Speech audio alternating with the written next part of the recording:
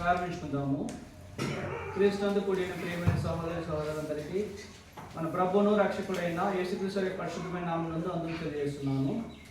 తండ్రి అయిన దేవుడు గడిచిన పరిస్థితులను మొదలుకొని ఈ పరిస్థితుల వరకు అందరిని కాచి కాపాడి ఆయుష్ను ఆరోగ్యం అనుగ్రహించి ఇక పరిశుద్ధుల ముందు ప్రభుత్వ ముందు మనమందరం సంఘంగా చేరి తన దేవుని ఆరాధించినట్లు మైంపరిచినట్లు ఇలాంటి గొప్ప ధన్యతను ఇచ్చిన దేవునికి ప్రభువైన యేసుక్రీస్తు ద్వారా కృతజ్ఞతలు పెంచుకుంటున్నాము.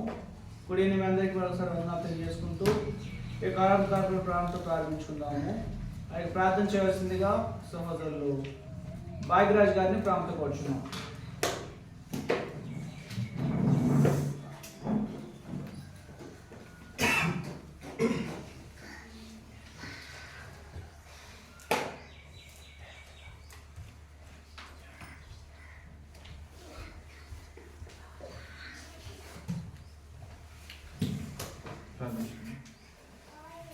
పరలోకము నివాసం చేస్తున్న మా ప్రియ పరలోక తండ్రి, మీ పరిశుద్ధమైన ఘనమైన నామముకు మీకు అవసరం మధ్య అవకాశం తెలియజేస్తున్నాము.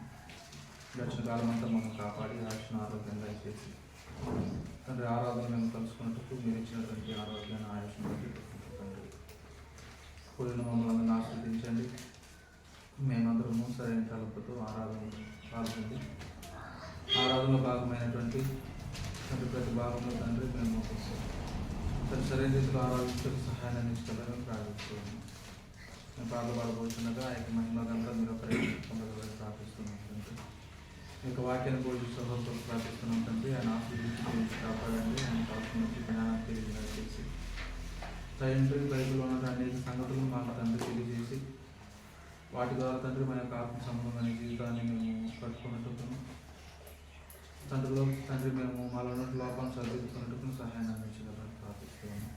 ప్రాణాలను ఆరాధన చేర్చండి తండ్రి. ఈ యొక్క ఆరాధన మొదలుంచే వరకు మీ కృపతో కాల్చుకోబడతారని ప్రభువైన యేసుక్రీస్తు నామములో వేడుకుంటున్నాం తండ్రి.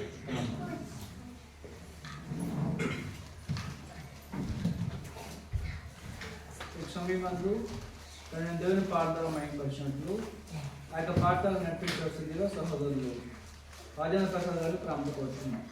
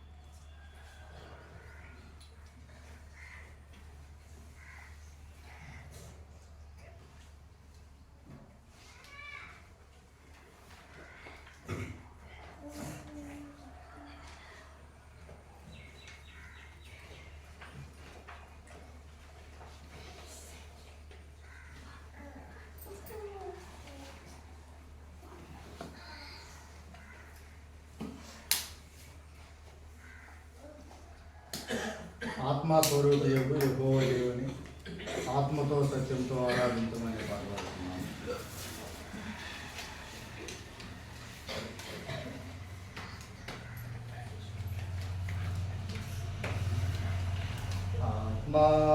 ఆత్మస్వరూపియగు యెహోవా దేవుని ఆత్మతో సత్యముతో ఆరాధింతుము. ఆత్మతో సత్యముతో ఆరాధింతుము. పూజనీయుడు భౌతికనీయుడు పరిశుద్ధుడు స్తుతికి పాత్రుడు ఆత్మస్వరూపియగు యెహోవా దేవుని ఆత్మతో సత్యముతో ఆరాధింతుము. ఆత్మతో సత్యముతో ఆరాధింతుము. సర్వ సృష్టికి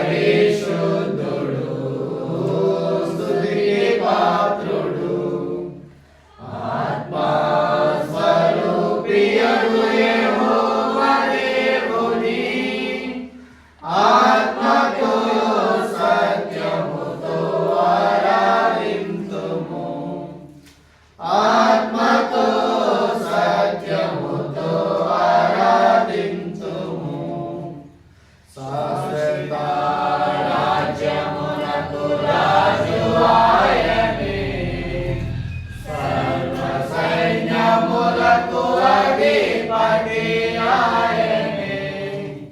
శాశ్వత రాజ్యమునకు రాజు ఆయనే, సర్వ సైన్యములకు అధిపతి ఆయనే.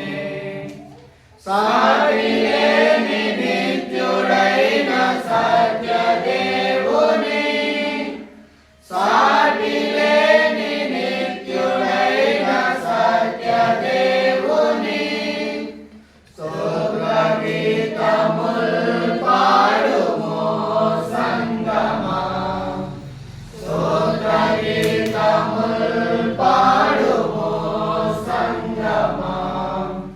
పూజనీయుడు బహుకీర్తనీయుడు పరిశుద్ధుడు స్తుతికి పాత్రుడు, ఆత్మస్వరూపియగు యెహోవా దేవుని ఆత్మతో సత్యముతో ఆరాధింతుము, ఆత్మతో సత్యముతో ఆరాధింతుము. దారి తప్పి దూరస్తులమైన మనలను క్రీస్తునందు సమీపస్తులనుగా చేసెను. దారి తప్పి దూరస్తులమైన మనలను క్రీస్తునందు సమీపస్తులనుగా చేసెను.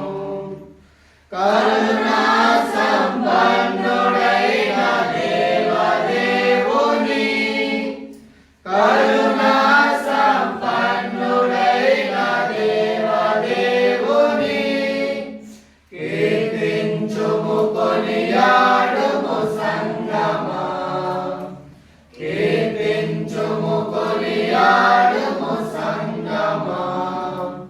పూజనీయుడు బహుకీర్తనీయుడు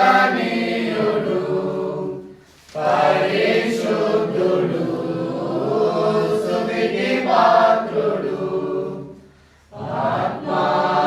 ఆత్మస్వరూపియగు యెహోవా దేవుని ఆత్మతో సత్యముతో ఆరాధింతుము, ఆత్మతో సత్యముతో ఆరాధింతుము.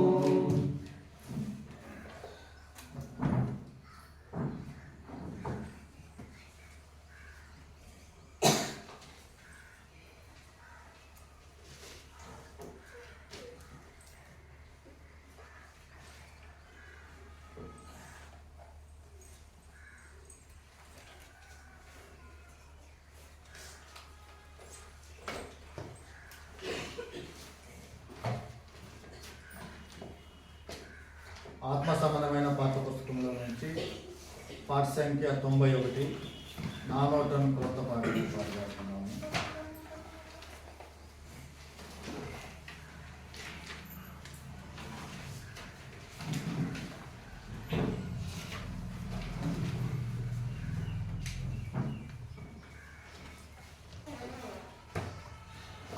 నా నోట క్రొత్త పాట నా యేసు ఉంచెను, నా నోట క్రొత్త పాట నా యేసు ఉంచెను.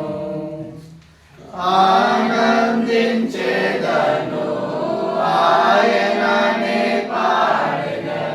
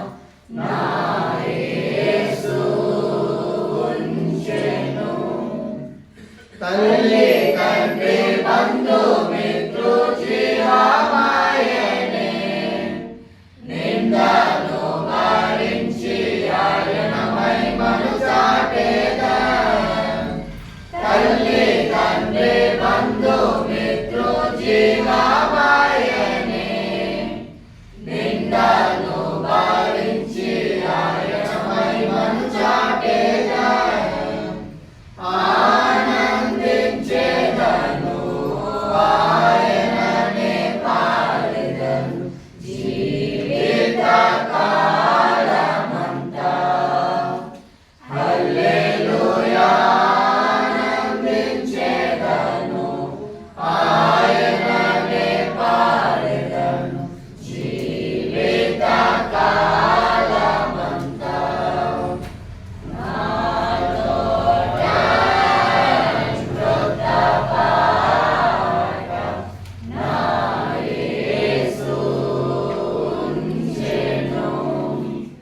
వ్యాధి బాధలందు నన్ను ఆదుకొనెను కష్ట నష్టములు బాపి స్తుతికరించే వ్యాధి బాధలందు నన్ను ఆదుకొనెను కష్ట నష్టములు బాపి స్తుతికరించే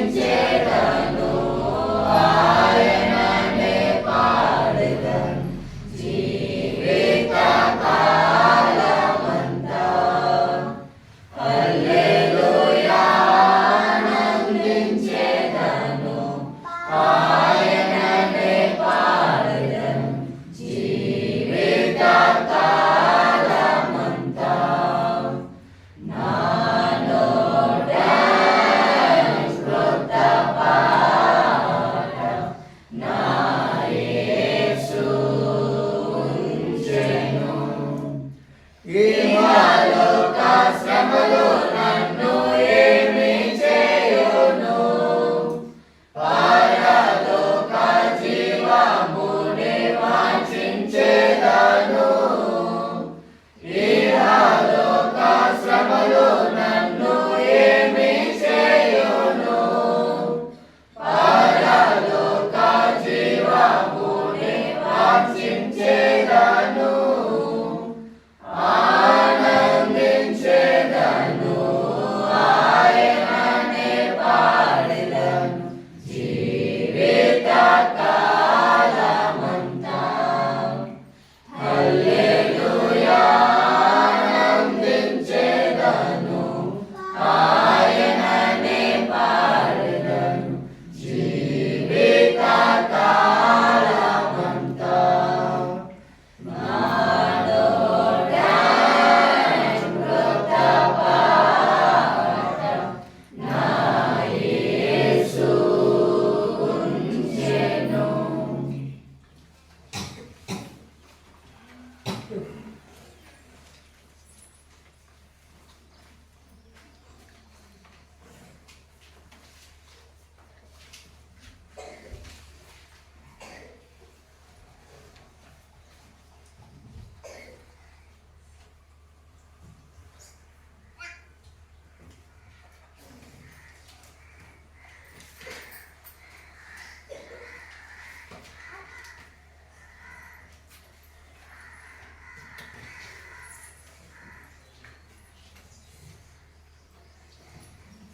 ఆత్మ సంబంధమైన పాటల పుస్తకంలో నుంచి పాట సంఖ్య 30 కుమ్మరి ఓ కుమ్మరి అనే పాట పాడుతున్నాము.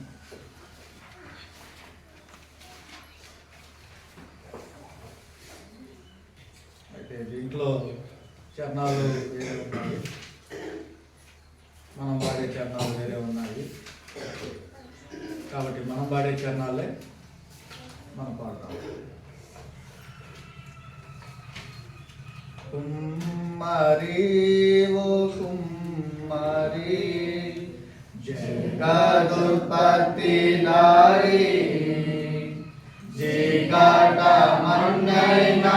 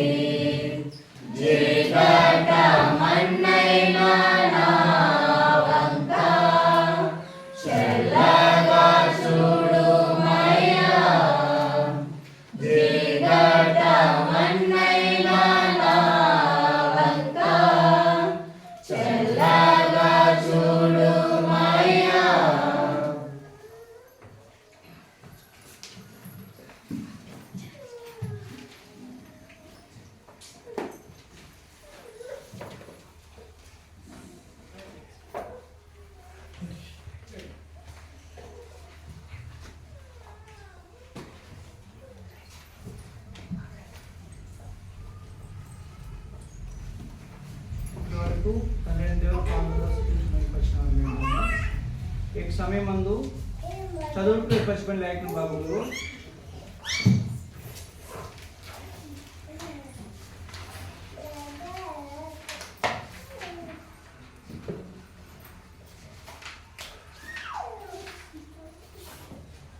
దశలోనికి రాసిన పత్రిక 2వ అధ్యాయము 1 నుంచి 4 వరకు. దశలోనికి రాసిన పత్రిక 2వ అధ్యాయము 1 నుంచి 4 వరకు మనకు లేఖన భాగం చదివించవలసిందిగా సహోదరులు వెంకటేష్ గారిని ప్రేమతో కోరుచున్నాం.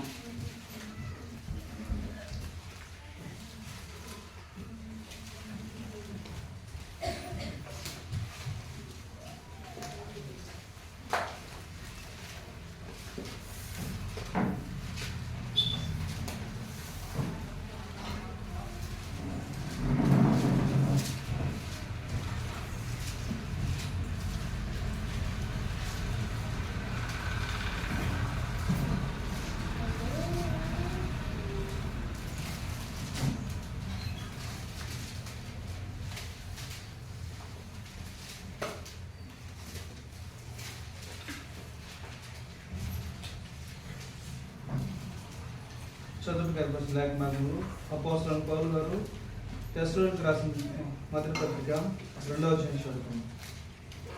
సహోదరులారా, మీ వద్ద మా ప్రవేశము వ్యర్థం కాలేదు, కానీ మీరు ఎరిగినట్టే మేము ఫిలిప్పీలో ముందు శ్రమపడి అవమానం పొంది ఎంతో పోరాటంతో దేవుని సువార్తను మీకు బోధించుటకై మన దేవుని యందు ధైర్యం తెచ్చుకుంటామని మీకు తెలియనగా మా బోధ కపటమైనది కాదు, అపవిత్రమైనది కాదు, మోసయుక్తమైనది కాదు, కానీ సువార్తను మాకు అప్పగించుటకు యోగ్యులమని దేవుని వలన ఎంచబడిన వారమై మనుషులను సంతోషపెట్టు వారం కాక మన హృదయములను పరీక్షించు దేవునిని సంతోషపెట్టు వారమై బోధించున్నాము. మీరు ఎరుగున్నట్టు మేము హెచ్చకపు మాటలనైనను ధనాపేక్షను కప్పిపెట్టు వేషమునైనను ఎన్నడను వినియోగింపలేదు. ఇందుకు దేవుడే సాక్షి. మరియు మేము క్రీస్తు యొక్క అపోస్తలుమై ఉన్నందున అధికారం చేయుటకు సమర్థులమై ఉన్నను. మీ వలనే కానీ ఇతరుల వలనే కానీ మనుషుల వలన కలుగు ఘనతను మేము కోరలేదు. అయితే స్తన్యమిచ్చు తల్లి తన సొంత బిడ్డలను గౌరవించినట్లుగా మేము మీ మధ్యను సాధులమై ఉంటిమి. మీరు మాకు బహుప్రియులైంటిరి కనుక మీ యందు విశేషాపేక్ష గలవారమై దేవుని సువార్తను మాత్రము కాక మా ప్రాణములను కూడా మీకిచ్చుటకు సిద్ధపడి ఉంటిమి. అవును సహోదరులారా, మా ప్రయాసమును కష్టమును మీకు జ్ఞాపకమున్నది కదా. మేము మీలో ఎవరికైనాను భారముగా ఉండకూడదని రాత్రింబగళ్ళు కష్టము చేసి జీవనం చేయొచ్చు మీకు దేవుని సువార్త ప్రకటించుటిమి. మేము విశ్వాసులైన మీ ఎదుట ఎంత భక్తిగాను నీతిగాను అనింద్యముగాను ప్రవర్తించుటమో దానికి మీరు సాక్షులు, దేవుడును సాక్షి. తన రాజ్యమునకును మహిమకునకు మిమ్మల్ని పిలుచుచున్న దేవునికి తగినట్టుగా మీరు నడుచుకోవలనని మేము మీలో ప్రతి వాణిని హెచ్చరించుచు ధైర్యపరచుచు సాక్ష్యం ఇచ్చుచు తండ్రి తన బిడ్డల ఎడల నడుచుకునే రీతిగా మీలో ప్రతి వాణి ఎడల మేము నడుచుకుంటామని మీకు తెలియను. ఆ హేతు చేతను మీరు దేవుని గురించిన వర్తమాన వాక్యం మా వలన అంగీకరించినప్పుడు మనుషుల వాక్యమని ఎంచక అది నిజంగా ఉన్నట్టు దేవుని వాక్యమని దానిని అంగీకరించుతారు కనుక మేమును మానక దేవునికి కృతజ్ఞతలు చెల్లించున్నాము. ఆ వాక్యమే విశ్వాసులని మీలో కార్యసిద్ధి కలిగి చేయుచున్నది. అవును సహోదరులారా, మీరు యూదాలో క్రీస్తు యేసునందున్న దేవుని సంఘములను పోలి నడుచుకుని వారైతిరి. వారు యూదుల వలన అనుభవించినట్టి శ్రమలే మీరును మీ సొంత దేశస్తుల వలన అనుభవించుతిరి. ఆ యూదులు తమ పాపములను ఎల్లప్పుడూ సంపూర్తి చేయుటకై ప్రభు అయిన యేసును ప్రవక్తలను చంపి మమ్మను హింసించి అన్యజనుల రక్షణ పొందుటకై వారితో మేము మాట్లాడకుండా మమ్మను ఆటంకపరచుచు దేవునికి ఇష్టలు కాని వారును మనుషులందరికీ విరోధులై ఉన్నారు. దేవుని ఉగ్రత తుదమట్టు వారి మీదకి వచ్చును.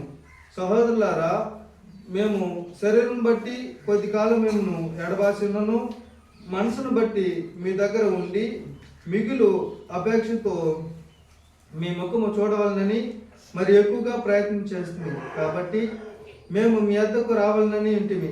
పౌలును నేను పలుమార్లు రావాలని ఇంటిమి, కానీ సాతాను మమ్మను అభ్యంతరపరచును. ఎలాగనగా మా నిరీక్షణ అయినను ఆనందమునైనను అతిశయ కిరీటమైనను ఏది మన ప్రభువైన యేసు యొక్క రాకడ సమయమును ఆయన ఎదుట మీరే కదా. నిశ్చయముగా మీరే మా మహిమయు ఆనందమై ఉన్నారు. ఆమేన్.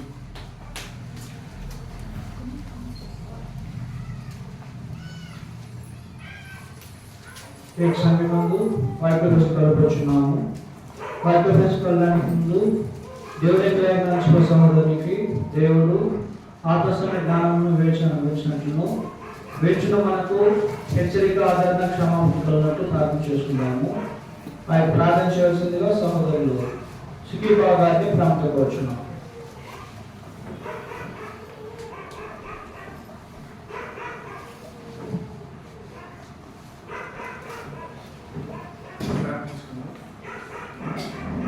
పరలోకమందున మా ప్రియమైన తండ్రి, మీ పరిశుద్ధమైన ఘనమైన నామమునకు తండ్రి యొక్క సమయంలో కృతజ్ఞతాస్తుతులు చెల్లించుతున్నాము. తండ్రి గడిచిన సమయంలో మీరు మమ్మల్ని కాపాడి మేమందరం ఏకంగా చేసి మేము ఆరాధించడానికి మీరు ఇచ్చిన అవకాశం బట్టి మీ కృతజ్ఞతలు చెల్లించుతున్నాము. తండ్రి యొక్క సమయంలో మేము అమూల్యమైనటువంటి లేఖనము మేము నిర్మోచిందగా తండ్రి మరి మేము జాగ్రత్త కలిగి ఎటువంటి సోదరులు కాకుండా శ్రద్ధ కలిగినటువంటి వారమై తండ్రి మీ యొక్క లేఖనం విని మా హృదయం భద్రపరచుకుని తండ్రి దాన్ని గ్రహించుటకును తండ్రి మా యొక్క జీవితం చక్కని మీ సహాయం చేసామని వేడుకుంటున్నాము. తండ్రి మీ లేఖను బోధించుకుని మీ దాసులను మా సహోదరుని దీవించి వారికి అవసరమైనటువంటి బలము శక్తిని జ్ఞానంలో గ్రహించి తండ్రి మిమ్మల్ని గుర్చినటువంటి అనేక సంగతులు మాకు బోధించడానికి సహాయం చేయమని వేడుకుంటున్నాము. తండ్రి కూడినటువంటి వారందరినీ ఆశీర్వదించండి. తండ్రి యొక్క శ్రామికంగా అభివృద్ధి చెందడానికి మీరే మాకు సహాయం దయచేయమని ఈ విన్నపం మీ ప్రియ కుమారుడు మా ప్రభు అయిన యేసుక్రీస్తు నామమున అడిగి వేడుకుంటున్నాం మా ప్రియమైన తండ్రి.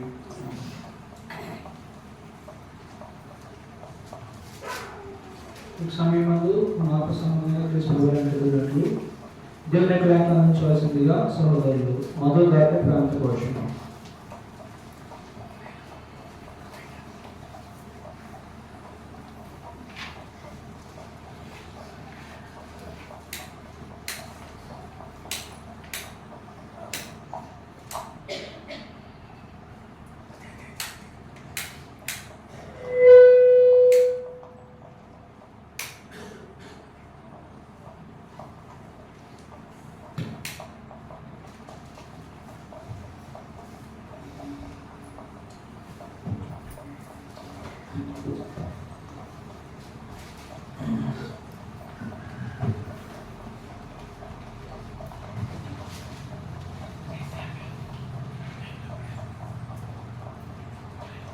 ప్రభువైన యేసుక్రీస్తు నామములో కూడి ఉన్న సహోదరి సహోదరులు 50 మందికి వందనాలు తెలియజేస్తున్నాను. దేవుడు అనుగ్రహించిన సమయంలో మనమందరము కలిసి ఆయన మాటలను చదువుకొని మనలో ఉన్న లోపాలను సరి చేసుకొని మనమందరము ప్రభువు దగ్గరని ప్రయాసపడదాం. ఈరోజు పాఠం ఏమిటంటే, దుష్టులు తమ పాపమును సంపూర్తి చేసుకుంటున్నారు. దుష్టులు తమ పాపమును సంపూర్తి చేసుకుంటున్నారు. 1 తెస్సలోనికీయులు 2వ అధ్యాయము 14 నుంచి 16 వచనాలు. అవును సహోదరులారా, మీరు యూదయలో క్రీస్తు యేసునందు దేవుని సంఘమును పోలి నడుచుకుని వారైతే వారు యూదుల వలన అనుభవించినట్టు శ్రమని మీరును మీ సొంత దేశస్థుల వలన అనుభవించుతారు. ఆ యూదులు తమ పాపములను ఎల్లప్పుడూ సంపూర్తి చేసుకొనుటకై మన ప్రభువైన యేసును ప్రవక్తలను చంపి మమ్మలను హింసించి అన్ని జనులు రక్షణ పొందుటకై వారితో మేము మాట్లాడకుండా మమ్మల్ని ఆటంకపరచుచు దేవునికి ఇష్టలు కాని వారును మనుషులందరికీ విరోధులై ఉన్నారు. దేవుని ఉగ్రత తుదమట్టుకు వారి మీదకి వచ్చును. ఈ యొక్క లోకంలో దేవుడు రెండు రకాలైన ప్రజలతో కార్యసాధన చేయుచున్నారు. ఒకటి దేవుని పిల్లలతో, రెండోది దేవుని పిల్లలు కానిటువంటి వారితో. దేవుని పిల్లలతో దేవుడు చేసే పని ఏమిటంటే దేవుని పిల్లలందరినీ ప్రభు యేసుక్రీస్తు యొక్క సారూప్యంలోనికి నడిపించడానికి సమస్తమును సమకూడి ఆయన జరిగించున్నారు. ఈ సత్యాన్ని అన్నట్టు కూడా మనం మర్చిపోకూడదు. మనం దేవుని పిల్లలమైతే మనందరినీ ఆయన ప్రభువు వలె రూపించడానికి ఈ లోకంలో మనల్ని ఆయన నడిపిస్తున్నారు. అయితే యేసుక్రీస్తు వారి వలె మనం రూపించడం అనేది ఏదో ఒక రోజులో, ఒక వారంలో, నెలలో జరిగేటువంటిది కాదు. అందువలన ప్రభు యొక్క రూపం అనేది మనకు రావాలేనంటే దేవుడు మనల్ని కొద్ది కొద్దిగా రూపించాల్సిన అవసరం అనేది ఉంటున్నది. దాని అర్థం ఏమిటంటే ఒక శిల్పి ఒక శిల్పాన్ని చెక్కడానికి ఎలాగైతే శ్రమను ప్రయాసను పడి తాను కోరుకున్న రూపం రావడానికి కాళ్ళ నుంచి శిరస్సు వరకు తాను ఆలోచన చేసినటువంటి రూపాన్ని దిద్దడానికి కొద్ది కొద్దిగా ఆ శిల్పి ఆ యొక్క రాయిని చెబుతాడో, అలాగున్న దేవుడు మనలందరినీ యేసుక్రీస్తు వారి యొక్క స్వరూపాన్ని మనం ధరించుకోవడానికి మనలందరినీ ఆయన ప్రతిరోజు, ప్రతి సమయంలో, ప్రతి విధమైన పనులందు మనల్ని కొద్ది కొద్దిగా మనల్ని దేవుడు యేసుక్రీస్తు వారి రూపంలోని తీసుకురావడం జరుగుతుంది. రోమీయులకు రాసిన పత్రిక 8వ అధ్యాయము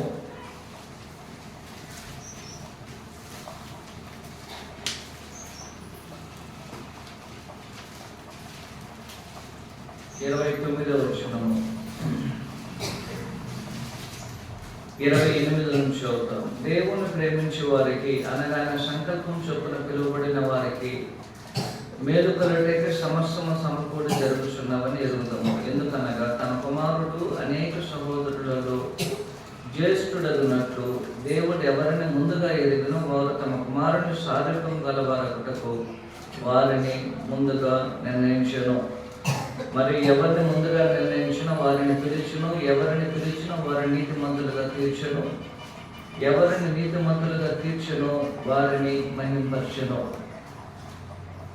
కాబట్టి లోకం నుంచి ఎవరినైతే దేవుడు ప్రత్యేకించుకొని ఉన్నారో వారు తన కుమారుడైన యేసుక్రీస్తు వారి యొక్క సారూప్యమును ధరించుకోవడానికి ప్రతి ఒక్కరిని దేవుడు ఏం చేస్తున్నాడు, వారిని రూపించడం అనేది జరుగుతుంది. ఇది ప్రాథమికంగా దేవుని పిల్లల ఎడల, అంటే ఆయన ముఖ్యంగా చెప్పినప్పుడు 30వ వచనములో ఎవరినైతే ముందుగా ఆయన నిర్ణయించునో, ఎవరిని ఆయన పిలిచునో, ఎవరిని యేసుక్రీస్తు వారిని నీతిమంతులుగా తీర్చునో వారి విషయంలో ఆయన చేసేటువంటి ఒక పనిగా ఉంది. యేసుక్రీస్తు వారి వల్ల రూపించడం అంటే ఆయన యొక్క శరీరమును పోలి శరీరాన్ని కలిగి ఉండడం కాదు. ఆయన యొక్క ఆత్మస్వరమైనటువంటి హృదయం అనేది ఏ విధంగా అయితే ఉన్నదో అలాంటి ఒక హృదయమును మనలో రూపించడము, యేసుక్రీస్తు వారు వలె మనలను తీర్చిదిద్దడము. ఉదాహరణ గమనించండి, యేసుక్రీస్తు వారు పరిపూర్ణుడయ్యాడంటే మనం కూడా పరిపూర్ణతను పొందాల్సిన అవసరం అన్నది. అయితే ఆయన పరిపూర్ణుడయ్యాడు వాస్తవమే. ఉదాహరణకు మనము పరిశుద్ధతను తీసుకున్నాం. యేసుక్రీస్తు వారు పరిశుద్ధుడిగా ఉన్నారు. ఆ పరిశుద్ధ స్వభావమును మనం ధరించుకోవడానికి మనల్ని ఎలాగో ఆయన మనల్ని రూపిస్తున్నాడు, దానికి ఒక క్రమం అనేది ఉంది. ఒక పరిశుద్ధతను మన హృదయంలో తీసుకురావడానికి, ఉదాహరణకి దేవుడు పరిశుద్ధుడు కాబట్టి మనం కూడా ఏ విధంగా లేను పరిశుద్ధులు ఉండవాలని ఆజ్ఞాపించబడి ఉన్నాం. కానీ యేసుక్రీస్తు యొక్క మాదిరి ఎలాగో పరిశుద్ధత మనకు వస్తుందంటే, మొదటగా మనం లోకం నుంచి ప్రత్యేకించుకోవాలి. ప్రత్యేకించుకున్న తర్వాత పరిశుద్ధతను మనం రూపించడానికి ఆయన మనకేం చేస్తున్నాడు, ఒక క్రమాన్ని ఏర్పాటు చేశాడు. ఆ క్రమం అనేది ఎలాగో పనిచేస్తుందంటే, హెబ్రీ 12వ అధ్యాయంలో ఒక క్రమాన్ని ఇక్కడ ఆయన తెలియజేస్తున్నారు. ఆ క్రమాన్ని ఒకసారి మనం చదివినట్లయితే పరిశుద్ధత అనేది ఎలా వస్తుందో గమనించండి. 9వ వచనంలో 9-10 వచనాల్లో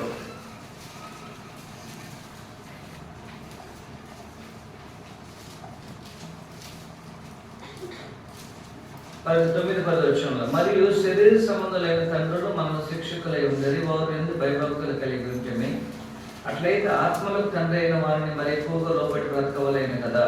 వారు కొన్ని దినముల మట్టుకు మనకు ఇష్టం వచ్చినట్లు మనం శిక్షించరు. కానీ గమనించండి, మనము తన పరిశుద్ధతలో పాలు పొందవలేనని మన మేలు కొరకు ఆయన మనలను శిక్షించున్నాడు. ఏ విధంగా మనల్ని పరిశుద్ధతను తీసుకొస్తున్నాడు ఆయన? శిక్ష ద్వారా. ఈ శిక్ష అనేది ఏం చేయబడదు, ఒకేసారి అనుగ్రహించబడదు. ఆ శిక్షను దేవుడు అనుగ్రహించవలేనంటే దానికి ఉన్నటువంటి ఒక నమూనాను గమనించండి. 5-6 వచనాలలో, ఇదే హెబ్రీ 12:5-6లో, నా కుమారుడా ప్రభు చే శిక్షను తృణీకరించకము. రెండోదని చెప్తున్నాడు, ఆయన గద్దించినప్పుడు విసుగకము. మనుషుడు దేవుడు ఒక శిక్షను మనకు అనుగ్రహించినట్లయితే దాన్ని మనం ఏం చేస్తాం, వెంటనే తృణీకరిస్తాం, మనకు అవసరం లేదనుకున్నాం. మనం దేవుడు మనల్ని గద్దించినప్పుడు దాన్ని విసుగుతాం. కానీ ఒక పరిశుద్ధతను మనుషులు దేవుడు రూపించడానికి ఒక క్రమాన్ని దేవుడు ఏర్పాటు చేశాడు. మొదటగా ఏం చేస్తున్నాడు, ఆయన మనల్ని గద్దిస్తున్నాడు. తర్వాత ఏం చేస్తున్నాడు, ఆయన మనల్ని శిక్షిస్తున్నాడు.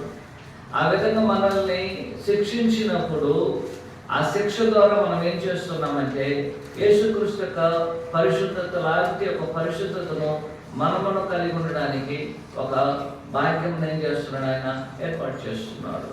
అంటే నేను ఒక చిన్న ఉదాహరణ చెప్పాను. ఒక పరిశుద్ధత తీసుకురావడానికి దేవుడు చేసేటువంటి ఒక క్రమం అనేది.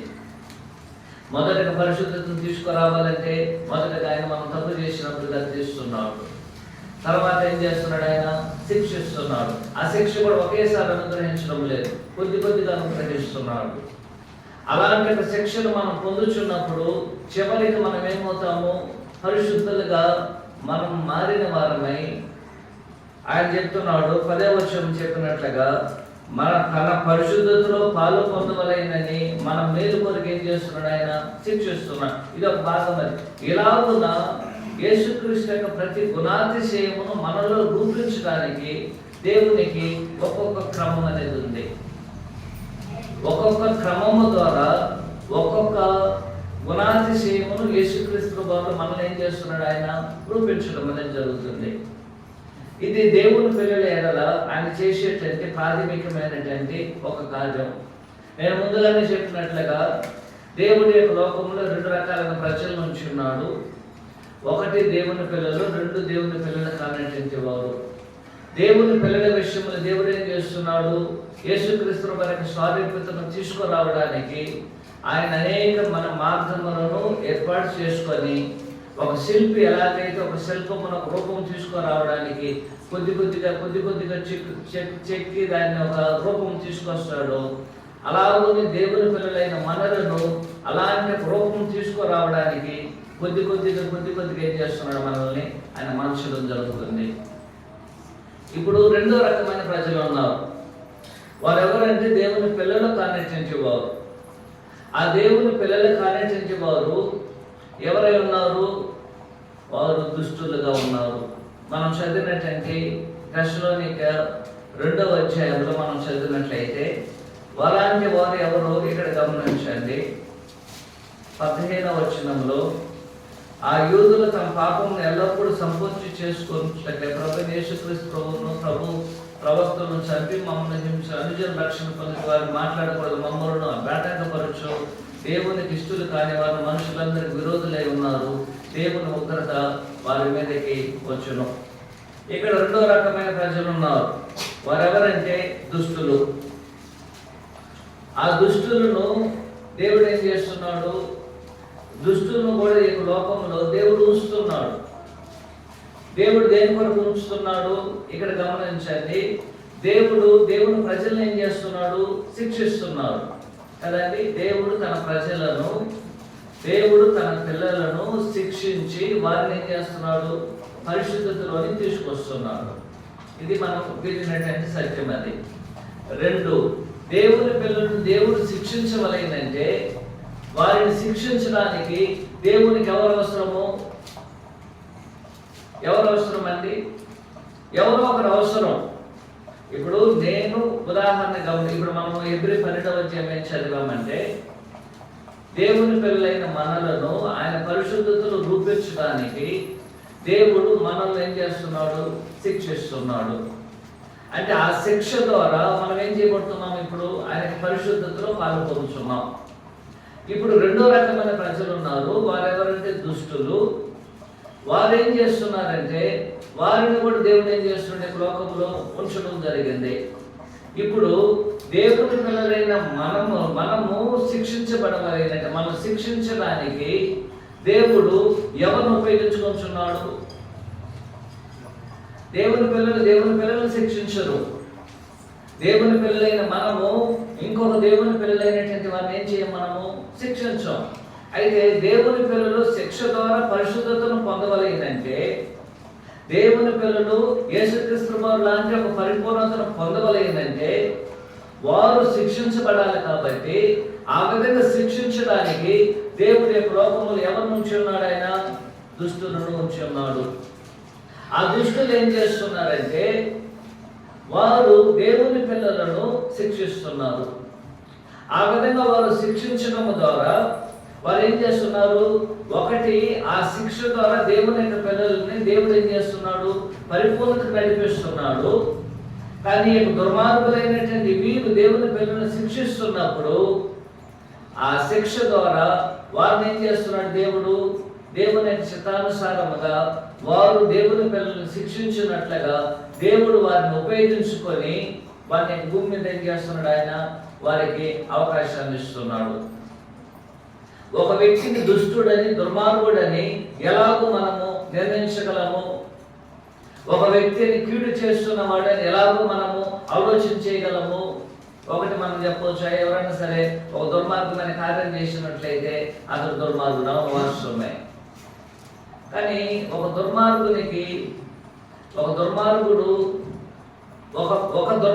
చేసిన వెంటనే అతను దుర్మార్గుడు గ్రహించలేము, మనము సంపూర్ణంగా నిర్ణయించలేము.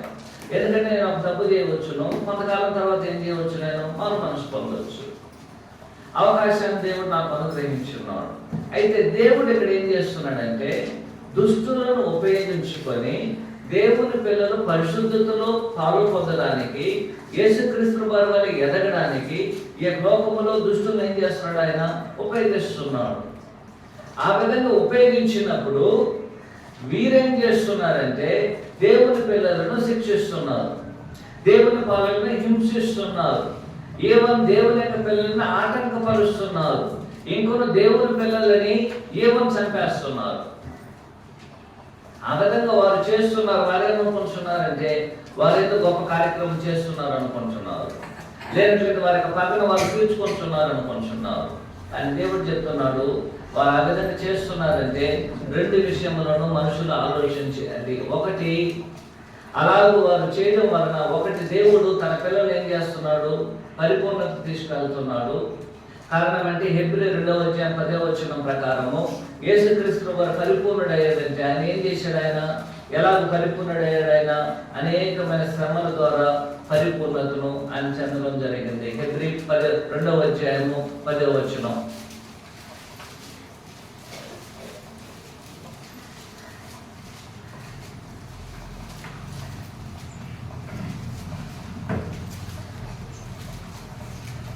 ఎవరి నిమిత్తం సమస్య ఉన్నదో, ఎవరి వల్ల సమస్య కలుగుచున్నదో ఆయన అనేక కుమారుడు మహిమ తెచ్చుచుండగా వారి రక్షణ కర్తల శ్రమల ద్వారా సంపూర్ణంగా చేయటం ఆయనకు తగును.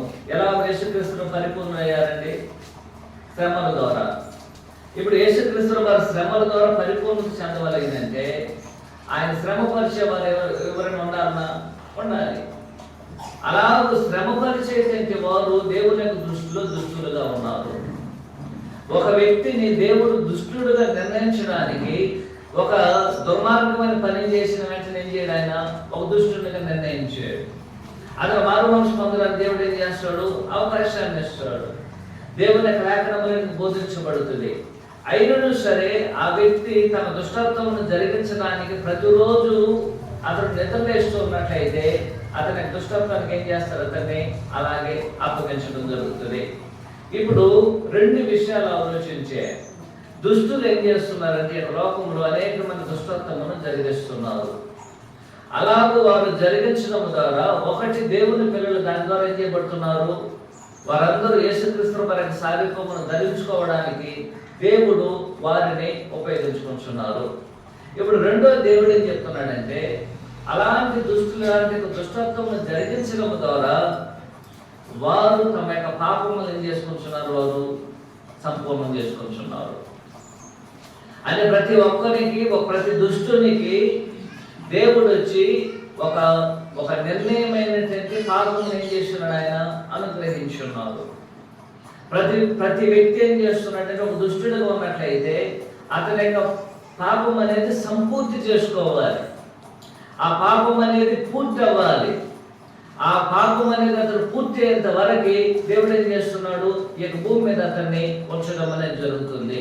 ఇప్పుడు గమనించండి, 15వ వచనం మీకు అర్థమవుతుంది. 14-15 వచనంలో ఆ యూదులు 1 తెస్సలోనికలు 2వ అధ్యాయం 15-16 ఆ యూదులు తమ పాపములను ఎల్లప్పుడూ సంపూర్తి చేసుకున్నట్టకై. అక్కడ ఉన్నటువంటి యూదులు ఏం చేస్తున్నారు? తమ యొక్క పాపములను ఏం చేస్తున్నారు? వాళ్ళు సంపూర్తి చేసుకుంటున్నారు. అంటే దాని అర్థం ఏమిటి? ప్రతి దుష్టుడు ప్రతి విధమైన కీడు చేసేటువంటి వారికి ఒక పాపమును పరిపూర్ణం చేసేంత వరకు ఇటు యేసుక్రీస్తు వారు దేవుని పిల్లలందరూ పరిపూర్ణత తీసుకెళ్తున్నాడు ఆయన మంచి విషయంలో. ఇటు దుర్మార్గులు ఉన్నారు, వీరిని కూడా ఏం చేస్తున్నాడు? వారి యొక్క పాపములు వారి పరిపూర్ణ చెందడానికి ఈ భూమి మీద వారికి ఏం చేస్తున్నాడు? ఆయన ఆయుష్ను అనుగ్రహించి వారి పాపమును ఏం చేయమనుకుంటున్నాడు? ఆయన వారి పాపములు పరిపూర్ణత చెందడానికి వారికి అవకాశం ఇస్తున్నాడు. కాబట్టి దేవుడు తన చిత్తమును జరిగించడానికి అటు దేవుని పిల్లల వైపును ఇటు దుష్టుల వైపు ఏం చేస్తున్నాడు? ఆయన రెండింటి విషయంలో ఆయన ఫోకస్ చేస్తున్నాడు. ఇటు దుష్టులు ఏం చేస్తున్నారు? ఇప్పుడు ఉదాహరణ గమనించండి. ఇక్కడ ఉన్నటువంటి యూదులు ఆ యూదులు అని చెప్పారు. అందరూ యూదులు కాదండి. ఎవరైతే దేవుని పిల్లలను చంపాలనుకుంటున్నారో, ఎవరైతే దేవుని యొక్క పిల్లలను హింసించాలనుకుంటున్నారో, ఎవరైతే దేవుని యొక్క పిల్లలకి ఆటంకంగా ఉన్నారో వారిని గురించి ఇక్కడ ఏం చేస్తున్నాడు? ఆయన మాట్లాడడం జరుగుతుంది. వీరు ఎలాగో తమ యొక్క పాపాన్ని సంపూర్తి చేసుకుంటున్నారు అని చెప్తున్నాడు. గమనించండి, ఆ యూదులు తమ పాపాన్ని సంపూర్తి చేసుకోవడానికి వారు చేసినటువంటి పనులను ఆయన 3 రకాలుగా వర్గీకరించారు. ఏ విధంగా వారు వర్గీకరించారు? ఒకటి, వారు ప్రవక్తలను యేసుక్రీస్తుని ఏం చేశారు? వారు చంపారు. ఇంకా పాపం పరిపూర్ణం కాల, అందువల్ల భూమి మీద వారు బతికే ఉన్నారు. అటు తర్వాత ఏం చేశారు? ఆ యొక్క పాపం అనేది పరిపూర్ణం అవ్వడానికి మమ్మల్ని ఏం చేస్తున్నారు? ఇప్పుడు హింసిస్తున్నారు. మమ్మల్ని హింసించినప్పుడు వారి పాపం అనేది పరిపూర్ణమైందా? ఇంకా పరిపూర్ణత చెందలేదు. ఇంకా కూడా కొద్దిగా ఏం చేయబడుతుంది? ఇంకా కూడా పరిపూర్ణత అనేది, అంటే వారు పాపములు పరిపూర్ణ చెందడానికి ఇంకా కొద్దిగా మిగిలింది. అందువల్ల ఇప్పుడు ఏం చేస్తున్నారంటే అపోస్తలులు దేవుని పిల్లలందరూ అనుజనులకు వెళ్ళి సువార్తను ప్రకటించుకుంటున్నట్లుగా వాళ్ళు ఏం చేస్తున్నారు? వాళ్ళు ఆటంకపరుస్తున్నారు. అంటే ఇప్పుడు పౌలు గారు తెస్సలోనికలకు తెలియజేసే ఆలోచన ఏమిటంటే, మీరు మీ సొంత దేశస్తుల వలె ఆనాడు యూదులు ఎలాగైతే మేము ఎలాగైతే మా సొంత దేశస్తుల వలన శ్రమను అనుభవించామో అలాగనే మీరేం చేస్తున్నారు? మీ సొంత దేశస్తుల వలన శ్రమలను మీరు అనుభవిస్తున్నారు.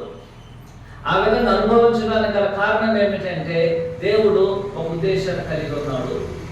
ఆ ఉద్దేశం ఏమిటంటే ఎవరైతే మనల్ని శ్రమపరుస్తున్నారో వారి వలన మనలందరినీ యేసుక్రీస్తు రూపమును తీసుకురావడము, ఎవరైతే మిమ్మల్ని శ్రమపరుస్తున్నారో, ఎవరైతే మిమ్మల్ని హింసిస్తున్నారో, ఎవరైతే మిమ్మల్ని బాధిస్తున్నారో, ఎవరైతే మిమ్మల్ని చంపుతున్నారో వారేం చేస్తున్నారు, వారి యొక్క విషయం దేవుడు ఏం చేస్తున్నాడు, వారి యొక్క పాపమును వారు పరిపూర్ణత చెందడానికి వారికి కూడా దేవుడు ఏం చేస్తున్నాడు, అవకాశాన్ని ఇస్తున్నాడు.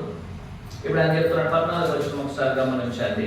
14వ వచనంలో, అవును సహోదరులారా, మీరు యూదయ క్రీస్తు యేసునందున దేవుని సంఘమును పోలి నడుచుకునే వారైతే వారు యూదుల వలన అనుభవించినట్టు శ్రమలు మీరును మీ సొంత దేశస్తుల వలన అనుభవించుతురే.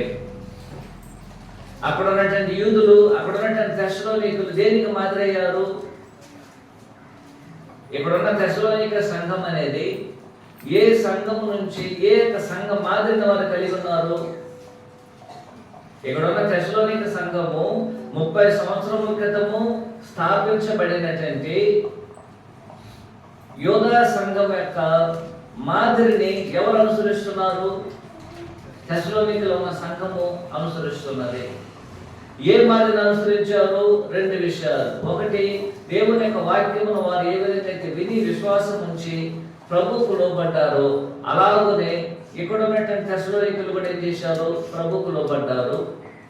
రెండోది ఆయన చెప్తున్నాడు, వారు అనుభవించిన శ్రమలు లాంటి శ్రమలను మీరు కూడా ఏం చేస్తున్నారు? అనుభవిస్తున్నారు. వారు ఎలాంటి శ్రమను అనుభవించారు?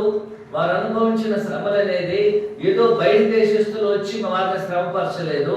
వారి సొంత దేశస్తులు ఏం చేశారు? వారిని శ్రమపరిచారు. అలాగే తెస్సలోనికలారా, మీ యొక్క సొంత దేశస్తుల వలన మీరు కూడా ఏం చేస్తున్నారు? శ్రమలను అనుభవిస్తున్నారు. వాస్తవానికి సొంత దేశస్తుల వలన శ్రమలు అనుభవించడం అనేది ఇంకా అక్యురేట్గా చెప్పాలనుకున్నట్లయితే ఒక కుటుంబంలో ఉన్నవారే ఇంకొక కుటుంబంలో ఉన్న వారిని హింసిస్తున్నారు. ఉదాహరణ గమనించుదాం. ఇక్కడ మనకు 2 కుటుంబాలు ఉన్నాయి. ఏదైనా 2 కుటుంబాలు తీసుకుందాం. నా కుటుంబంలో ఉన్న వారిని, నేను క్రైస్తవుడు, ముగ్గురు, మేము 10 మంది ఉన్నాం. కుటుంబంలో 10 మంది ఉన్నాం. ఆ 10 మందిలో 5 క్రైస్తవులు అయ్యారు, 5 క్రైస్తవులు కాలేదు. ఇంకొక కుటుంబంలో అదే విధంగా 10 మంది ఉన్నారు. అక్కడ ఉన్నటువంటి వారు ఏం చేశారు? 8 మంది క్రైస్తవులు కాలేదు, 2 క్రైస్తవులు అయ్యారు. ఇప్పుడు ఆ కుటుంబంలో ఉన్నటువంటి క్రైస్తవులు కానటువంటి 2 ఇక్కడ అంటే వేరే కుటుంబం, నా కుటుంబంలో ఉన్నటువంటి క్రైస్తవులైనటువంటి 5 వచ్చి వారు వచ్చి హింసించినట్లయితే నా కుటుంబంలో మిగిలిన 5 ఒప్పుకుంటారా? ఇప్పుడు నా కుటుంబంలో ఏం చేయబడి ఏ అనే కుటుంబంలో 10 మంది ఉన్నారు.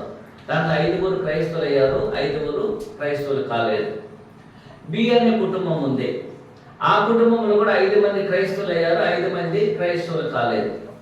ఇప్పుడు బి అనే కుటుంబంలో ఉన్నటువంటి 5 క్రైస్తవులు కానటువంటి వారు ఏ అనే కుటుంబంలో ఉన్న 5 క్రైస్తవులైనటువంటి వారిని హింసించినట్లయితే నా కుటుంబంలో 5 క్రైస్తవులు కానటువంటి వారు దాన్ని ఒప్పుకుంటారా? ఒప్పుకోరు. ఎందుకు ఒప్పుకోరు? మా కుటుంబంలో వచ్చి మా వారిని నువ్వు హింసించడానికి నువ్వెవరని అడుగుతారు. అదే ఇప్పుడు ఆయన చెప్తున్నాడు, అదే నా కుటుంబంలో 10 మందిలో 5 క్రైస్తవులు అయ్యాము, మిగిలిన 5 వారు మమ్మల్ని హింసించినట్లయితే ఎవరిని వచ్చి మమ్మల్ని అడగలరా? తెస్సలోనికల యూదాలో జరిగినటువంటి సంఘటన అది. ఆ కుటుంబంలో ఉన్నటువంటి ఒకే కుటుంబానికి చెందినటువంటి 10 మందిలో 5 క్రైస్తవులు అయ్యారు, 5 ఏం చేయబడ్డది? క్రైస్తవులుగా కాలేదు. క్రైస్తవుల కానటువంటి 5 క్రైస్తవులైన అదే కుటుంబీకులు ఏం చేస్తున్నారు? వాళ్ళు హింసిస్తున్నారు. ఇప్పుడు ఏం చేయలేరు? బి కుటుంబం ఇంకొక కుటుంబం వచ్చి ఎందుకై వాళ్ళని హింసిస్తున్నామని ఏం చేయలేరు? అడగలేరు. కానీ వేరే కుటుంబంలో క్రైస్తవులు కానటువంటి వారు వచ్చి ఇంకొక కుటుంబంలో క్రైస్తవులు అయినటువంటి వాళ్ళని హింసించినట్లయితే నా యొక్క ఇంట్లో ఉన్నటువంటి క్రైస్తవులు కానటువంటి వారు ఏం చేస్తారు? ఖచ్చితంగా వారి మీద వారు గొడవ వేస్తారు. ఇక్కడ సొంత దేశస్తుల వలన వారు శ్రమలు అనుభవించారంటే సొంత కుటుంబంలో ఉన్నటువంటి వారే వారిని ఏం చేశారు? వాళ్ళు శ్రమపరిచారు.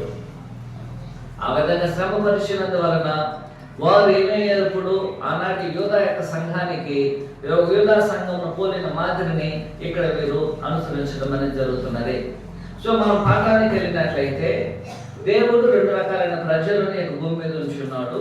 ఒకటి దేవుని పిల్లలు, 2 దేవుని పిల్లలు కానటువంటి వారు. ఇరువుని ఏం చేస్తున్నాడు? ఆయన సంపూర్ణతకు తీసుకొస్తున్నాడు. ఒకటి దేవుని పిల్లలను యేసుక్రీస్తు వారి యొక్క వలె సంపూర్ణతకు తీసుకొస్తున్నాడు. రెండోది దుష్టులు ఉన్నారు, వారిని వారి యొక్క పాపముల పరిపూర్ణతకు తీసుకొస్తున్నాడు. ఇప్పుడు దేవుని పిల్లలు పరిపూర్ణత చెందడానికి దుష్టులైన వారు ఏం చేస్తున్నారు? దేవుని పిల్లల్ని హింసించడం ద్వారా దేవుని పిల్లలు పరిపూర్ణతకు వస్తున్నారు. అయితే దుష్టులైన వారు తమ పరిపూర్ణత అంటే వారి యొక్క పాపములు వారి పరిపూర్ణత చెందడానికి, సంపూర్తి చేసుకోవడానికి వారు ఏం చేస్తున్నారు? ప్రతిరోజు పాపమును చేస్తున్నారు. ఉదయం లేచిన వెంటనే వారి యొక్క పని అది ఈరోజు ఏం పాపం చేయాలని ఆలోచన చేసేవారు.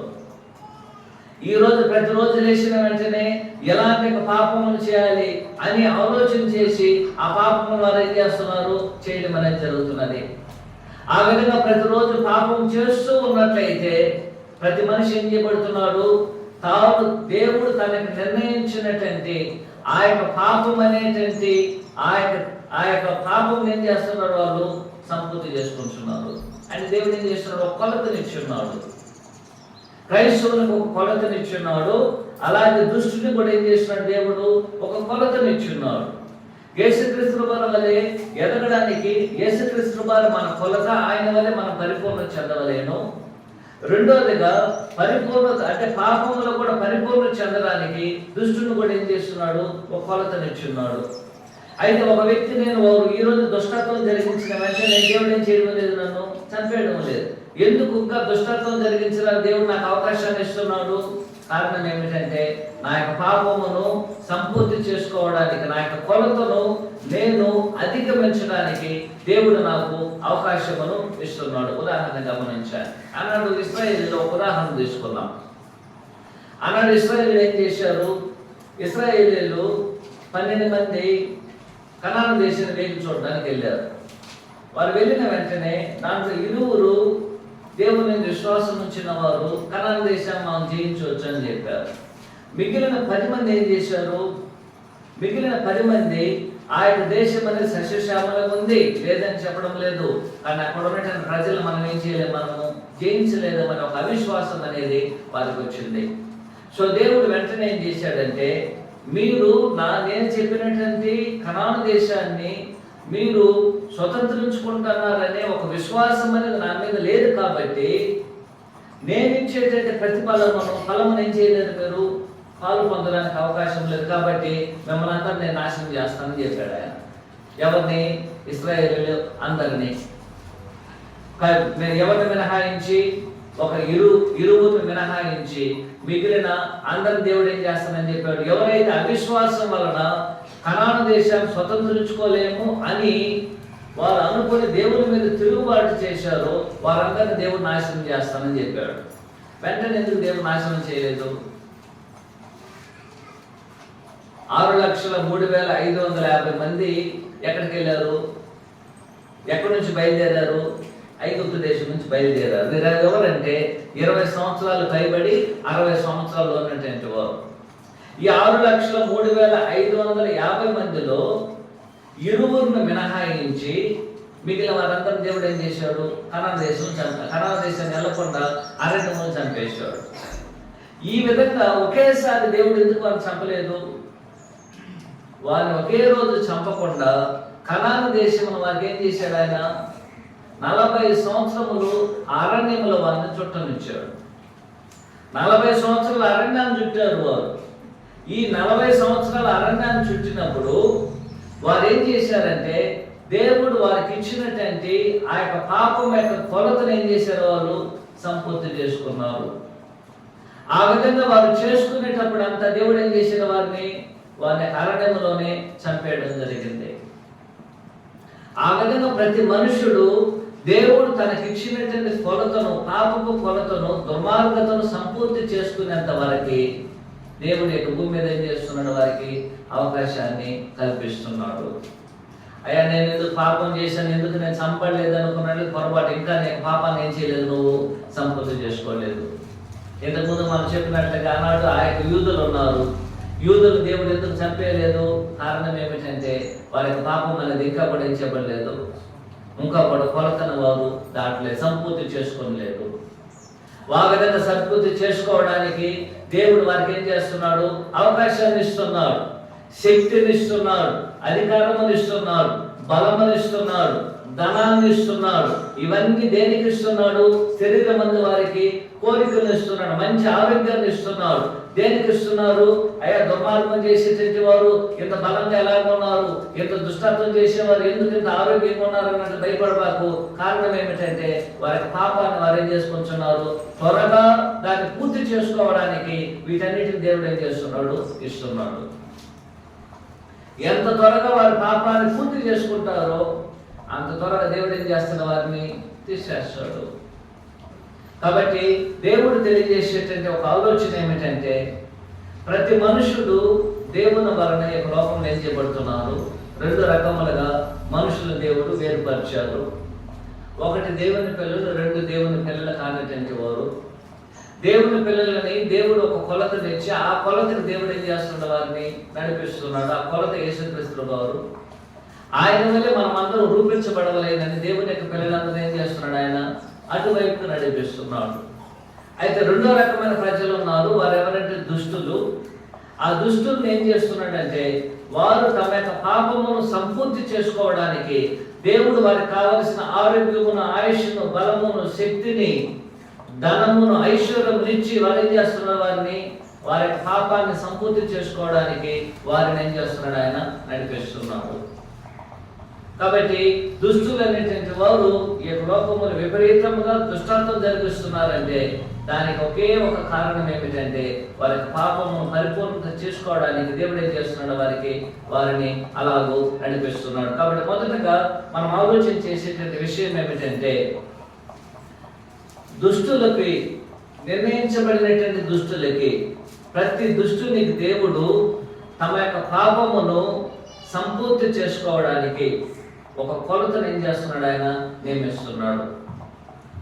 ప్రతి దుష్టునికి, పాపం చేసే ప్రతి ఒక్కరికి, దుర్నీతిని జరిగించే ప్రతి ఒక్కరికి, అనీతిమంతులకి, న్యాయమును జరిగించినటువంటి వారికి, అబద్ధం చెప్పేవారికి, అబద్ధమును నమ్మేవారికి, దుష్టుల యొక్క ఆలోచన చొప్పున నడిచే వారికి, దుర్మార్గుల యొక్క క్రియలను అనుసరించేటువంటి వారందరికీ దేవుడు ఒక కొలతను నియమించున్నాడు. ఆ కొలత అనేది దేవుడు వాని కొరకు నియమించబడినటువంటిది. నేను ఒకవేళ దుర్మార్గుడు ఉన్నట్లయితే దేవుడు నాకు ఒక కొలత నియమించున్నాడు. మీరు దుర్మార్గులుగా ఉన్నట్లయితే మీ యొక్క పాపమును మీరు పూర్తి చేసుకోవడానికి దేవుడు మీకు ఒక కొలతను అనుగ్రహించున్నాడు.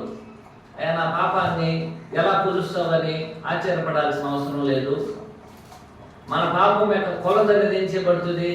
మన పాపం యొక్క కొలత అనేది దేవుని యొక్క ఉన్నది. నువ్వు చేసేటువంటి ప్రతి పాపం అనేది ఆ యొక్క పాపమును ఏం చేస్తుంది? ఇప్పుడు అక్కడ యాడ్ చేసుకుంటూ ఉంటుంది. దాని అర్థం ఏమిటి? మనము మన పాపాన్ని మనం చేర్చుకుంటున్నాం. మనమందరం తెలుసుకున్నాం ఏమనేసి, మనమందరము ఈ యొక్క మనీ బ్యాంక్ అనేసి మనకు అందరూ తెలుసు. మనీ బ్యాంక్ అని మనకు తెలుసు. అంటే డబ్బులు దాచుకోవడానికి వచ్చేటటువంటి ఒక పెట్టేది బాక్స్, అది మనీ బాక్స్ అంటాం. దాంట్లో ఏం చేస్తాం? దాన్ని అది పూర్తి అయ్యేంత వరకు ఒక్కొక్క కాయిన్గా ఒక్కొక్క రోజు ఏం చేస్తాం? మనం చేస్తూనే ఉంటాం. కొన్ని రోజులు ఏం చేస్తాం? 2-3 కాయిన్స్ చేస్తాం. మరి కొన్ని రోజులు ఏం చేయలేము, కొన్ని కాయిన్స్ చేయలేము. మనం ఎంత త్వరగా కాయిన్స్ వేసినట్లయితే అంత త్వరగా ఏమైపోతుంది? అది నింపబడుతుంది. అలాగే నువ్వు చేసే ప్రతి పాపం అనేది అలాంటి ఒక కొలతలో నువ్వు ఒక్కొక్క దాన్ని చేర్చుకుంటున్నావు. ఆ కొలతను దేవుడు అనుగ్రహించున్నాడు. ఆ కొలత అనేది ఎలాగో నింపబడుతుందో దేవుడు ఎరిగి ఉన్నాడు. ఆ కొలత అనేది మనం ఆలోచన చేసినట్లు కాదు. అది దేవుడు మనం చేసే ప్రతి తప్పిదమును దేవుడు ఏం చేస్తున్నాడు? నీ యొక్క కొలతలో దాన్ని యాడ్ చేస్తున్నాడు. అయ్యా నేను చేసే తప్పిదం ఎవరికి తెలియలేదే, ఎవరు చూడలేదే అనుకున్నట్లయితే పొరపాటు. మనం చేసే ప్రతి పొరపాటు, ప్రతి తప్పిదము ప్రతి కార్యం, ప్రతి చెడు విషయంలోనూ ప్రతి దాన్ని దేవుడు ఏం చేస్తున్నాడు? నీకు నియమించబడినటువంటి కొలతలో ఆయన యాడ్ చేస్తున్నాడు. ఎప్పుడైతే ఆ యొక్క కాయిన్స్ మనం వేసినప్పుడు, డబ్బులు మనము ఆ యొక్క పెట్టి బాక్స్లో వేసినప్పుడు నింపబడుతుంది. వెంటనే ఏం చేస్తాం? దాన్ని ఓపెన్ చేసి దాన్ని పగలు కొట్టి ఏం చేస్తాం? దాన్ని మనం తీసేస్తాం. అలాగనే దేవుడు ఆ కొలతను నీకు ఇచ్చేంత వరకే, ఆ కొలతను సంపూర్తి చేసుకునేంత వరకే దేవుడు ఏం చేస్తాడు? నీకు అవకాశమును ఇస్తాడు. ఆనాటి యూదులు ఏం చేశారంటే తమ కొలతను నింపుకోవడానికి వారు ఏం చేశారు? ఒకసారి మత్తయి సువార్త 23వ అధ్యాయము 20-31 వచనం చదవండి.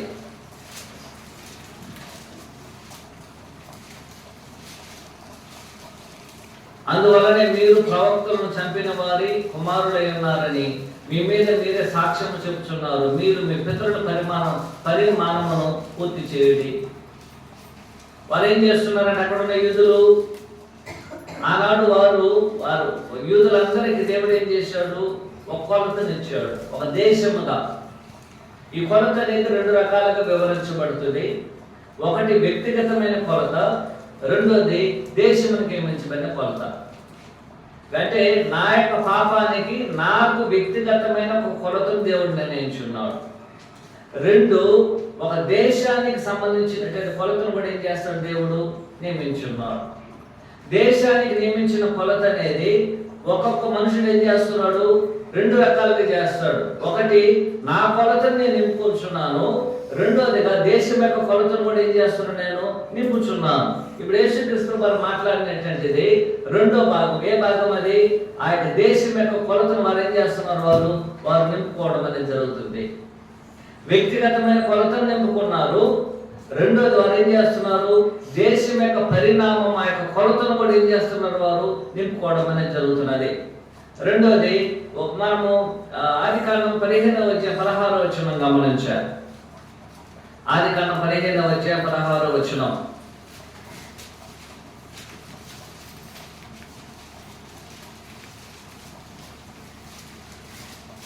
అమోరీయుల అక్రమము ఇంకొను సంపూర్ణం కాలేదు కనుక నీ 4వ తరములు ఇక్కడికి మరలా వచ్చేదని నిశ్చయంగా తెలుసుకోమని అబ్రహాముతో చెప్పాను.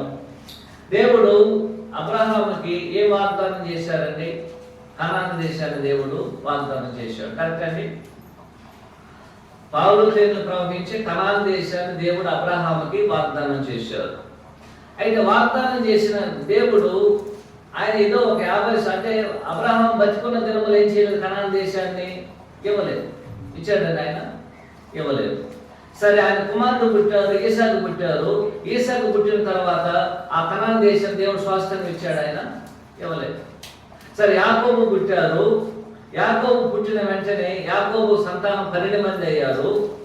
ఆ 12 మందికి దేవుడు వెంటనే ఆ 12 మంది అయినటువంటి కుమారుడికి వెంటనే కనాను దేశం దేవుడు స్వాస్థ్యం ఇచ్చాడా? లేదు. వారు 70 మంది అయ్యారు. 75 మంది ఐగుప్తు దేశానికి వచ్చారు. అప్పుడు దేవుడు వారికి కనాను దేశం స్వాస్థ్యం ఇచ్చాడా? ఇవ్వలేదు. దేవుడు వెంటనే కనాను దేశాన్ని వారికి స్వాస్థ్యం చేయలేదు. కారణం ఏమిటంటే ఆయన చెప్తున్నాడు, కనాను దేశంలో 7 దేశస్తులు ఉన్నారు. ఆ 7 దేశస్తులు కనాను దేశంలో వారు నివసిస్తున్నారు. ఆ దేశస్తులని కనాను దేశము నుంచి వారిని హతము చేయాలన్నా లేక అక్కడి నుంచి బయటికి తరిమి వేయడానికైనా సరే దేవుడు ఏం చేస్తున్నాడు? వారి యొక్క పాపం యొక్క కొలతను వారికి నియమించున్నాడు. ఆ కొలతను వారు సంపూర్తి చేసుకోవడానికి అబ్రహాం కాలం నుంచి ఎన్ని సంవత్సరాలు పడుతుంది? 400 సంవత్సరములు పడుతుంది. గమనించిన 15వ వచనం 16వ వచనం. ఆదికాండం 15:16. అమోరీయుల అక్రమం ఇంకొను సంపూర్ణం కాలేదు కనుక నీ 4వ తరము వారు ఇక్కడికి మరలా వచ్చేదని నిశ్చయముగా చెప్పేదను. 400 సంవత్సరములు సుమారు ఎన్ని సంవత్సరములు అండి? 480 సంవత్సరములు అవుతుంది. ఈ 400 సంవత్సరములలో ఈ 400 సంవత్సరం అయిన తర్వాత 4 తరములైన తర్వాత అంతవరకు వారు ఏం చేయబడాలి? వారు ఇంకొను పరదేశులుగా వారు జీవించాలి. కారణం ఏమిటంటే అక్కడున్న కనాను దేశంలోని 7 దేశస్తున్న దేవుడు తీసివేయవలెనంటే వారి యొక్క పాపం అనేది ఏం చేయబడవలేను, సంపూర్ణం చెందవలేను. వారి యొక్క పాపం అనేది సంపూర్ణం చెందడానికి అయ్యేటువంటి సమయం వరకు ఇశ్రాయేలీయులు ఏం చేయాలి? ఇక భూమి మీద పరదేశులుగా, యాత్రికులుగా వారి యొక్క లోకంలో తిరుగుతూ ఉండాలి. ఆ 400 సంవత్సరములలో దేవుడు ఇశ్రాయేలీయులు ఏం చేశాడు? ఆయన ఐగుప్తు దేశంలో దాసులుగా ఉంచాడు. అక్కడ ఉన్నటువంటి వారిని దేవుడు అభివృద్ధి పరిచాడు. వారు అభివృద్ధి పొందిన తర్వాత కనాను దేశంలో ఉన్నటువంటి 7 దేశాల యొక్క పాపం అనేది పరిపూర్ణమైనప్పుడు వారిని పంపించి వారి యొక్క స్థానంలో ఎవరికి ఇచ్చాడు? ఆయన కనాను ఇశ్రాయేలీయులకి ఆ యొక్క దేశాన్ని ఏం చేశాడు? ఆయన స్వాస్థ్యంగా ఇచ్చాడు. 7:1-2 కనాను దేశం 7 దేశస్తులు ఉన్నారు. ఆ 7 దేశస్తులను దేవుడు బయటికి పంపించాలంటే వారి పాపం అనేది ఏం చేయబడవలేను, సంపూర్తి పొందవలేను. ఆ విధంగా సంపూర్తి పొందినంత వరకు కనాను దేశం దేవుడు ఏం చేయడం లేదు, ఇశ్రాయేలీయులకు ఇవ్వలేదు. సరే, మరలా గమనించారు. ఇశ్రాయేలీయులకు దేవుడు ఏం చేశాడు? ఇశ్రాయేలీయులు ఎప్పుడైతే దేవుడికి విరోధంగా పాపం చేశారో వారి కూడా ఏం చేశాడు? దేవుడు అనేక రకాలుగా వారిని శిక్షించడానికి ప్రారంభించారు. ఆ విధంగా శిక్షించడానికి ప్రారంభించినప్పుడు ప్రత్యేకించి కొంతమంది యూదులు ఏం చేశారు? ఇలాంటి పాపం చేయడానికి దేవుడు ఏం చేశాడు? వారికి వ్యక్తిగతమైన కొలతలు నియమించాడు. రెండోది, దేశపరంగా వారికి ఏం చేశాడు? ఆయన కొలతలు కూడా నియమించాడు. యేసుక్రీస్తు మత్తయి సువార్త 23వ అధ్యాయం మనం చదివినప్పుడు 31వ వచనంలో, అందువలన మీరు ప్రవక్తలను చంపిన వారి కుమారులై ఉన్నారని మీ మీద సాక్ష్యము చెప్పుచున్నారు. మీరు మీ పితల పరిమాణమును ఏం చేస్తున్నారు? మీరు పూర్తి చేయుచున్నారు. కాబట్టి ఇశ్రాయేలీయులు కూడా దేవుడు ఏం చేస్తున్నాడు? వారు చేసే తప్పిదము నిమిత్తము వారు కూడా ఒక కొలతనిచ్చున్నాడు. ఆనాడు అమోరీయులకి ఎలాగైతే ఒక కొలతను ఆయన ఇచ్చాడో, వారు సంపూర్తి చేసేంత వరకు ఎలాగైతే వారు నాశనం చేయడం లేదో, అలాగే యూదులు కూడా దేవుడు ఏం చేశాడు? ఎప్పుడైతే వారు దుష్టత్వం చేయడానికి మళ్ళారో వారు కూడా ఏం చేశాడు? ఆయన ఒక కొలతను ఇచ్చాడు. ఆ కొలతను ఏం చేస్తున్నారు? వాళ్ళు ఇప్పుడు వారు సంపూర్తి చేసుకోవడానికి వారు కూడా ముందుకెళ్తున్నారు. కాబట్టి అదే విధంగానే ఈ లోకంలో ఉన్న ప్రతి దుష్టునికి, ప్రతి విధమైనటువంటి దుర్మార్గులకి, పాపులకు దేవుడు ఏం చేస్తున్నాడు? ఒక కొలతను నియమించున్నాడు. ఆ కొలతను నింపుకునేంత వరకు దేవుడు మిమ్మల్ని అడగడు. ఆ పాపం యొక్క కొలతలను కంప్లీట్ చేసేంత వరకే, ఆ పాపాలను పూర్తి చేసుకునేంత వరకే ఆ దేవుడు ఏం చేయలేదు? ఎక్కడ కూడా ప్రశ్నించడు. నీకు ఆయన ఆటంకంగా ఉండడు. ఇంకో ఆ పాపాలను పరిపూర్తి చేసుకోవడానికి కావాల్సిన ఆరోగ్యాన్ని ఇస్తాడు. ఆ పాపాలను పూర్తి చేసుకోవడానికి కావాల్సిన ధనాన్ని ఇస్తాడు. ఆ పాపాలను కంప్లీట్ చేసుకోవడానికి కావాల్సిన శరీరంలో శక్తిని ఇస్తాడు. ఆ పాపాలను పూర్తి చేసుకోవడానికి కావలసిన అన్ని వసతులను దేవుడు నీకు ఇస్తాడు. ఒక్కసారి నీకు పాపం అనేది నింపబడినట్లయితే వెంటనే దేవుడు ఏం చేస్తాడు?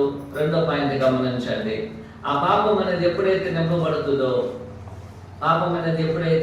నింపబడుతుందో వెంటనే దేవుడు ఏం చేస్తాడు? దేవుడు వెంటనే వారిని శిక్షించడానికి ప్రారంభిస్తాడు. వెంటనే దేవుడు ఏం చేస్తాడండి? ఎప్పుడైతే నీ యొక్క పాపపు కొలమానములను పూర్తి చేసుకుంటావో వెంటనే దేవుడు ఏం చేస్తాడు? శిక్షని తీసుకెళ్తాడు. ఇప్పుడు ఆ యూదుల గురించి ఆలోచన చేద్దాం. టెస్సలోనికలో ఉన్నటువంటి యూదుల గురించి చెప్పండి. వారి గురించి మనం మాట్లాడుతున్నాం. యూదులు ఏం చేశారంట? వారి పాపాన్ని ఏం చేస్తున్నారు? వారు సంపూర్తి చేసుకుంటున్నారు. ఎలాగో సంపూర్తి చేశారు? మత్తయి 23:31 వచనం ప్రకారము యేసుక్రీస్తు వారు చెప్పారు, మీ యొక్క పితరుల యొక్క పరిమాణం ఏం చేస్తున్నారు? మీరు సంపూర్తి చేస్తున్నారు. అదే విషయం ఇక్కడ పౌలు గారు మాట్లాడుతూ ఏం చెప్తున్నారంటే, ఆ యూదులు ఏం చేశారు? యేసు ప్రభువుని చంపి పితరులు ఏం చేశారు? వాళ్ళు చంపారు. ఇంకా కూడా వారికి పాపం పూర్తి కాలేదు.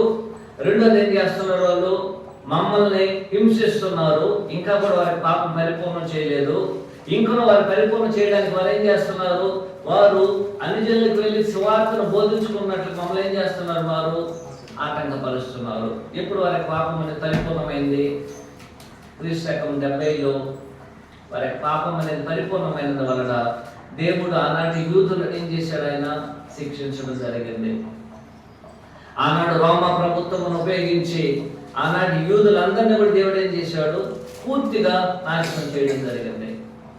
పూర్తిగా ఏ యూదుడు కూడా ఏం చేయలేకపోయారు. అక్కడ ఎవరైతే యెరూషలేములో యూదయలో ఉన్నారో వారందరినీ దేవుడు ఏం చేశాడు? శిక్షించాడు. క్రైస్తవులు ఎవరు కూడా శిక్షించబడలేదు. క్రైస్తవులైన యూదులు, ఇశ్రాయేలు ఎవరు కూడా ఏం చేయబడలేదు?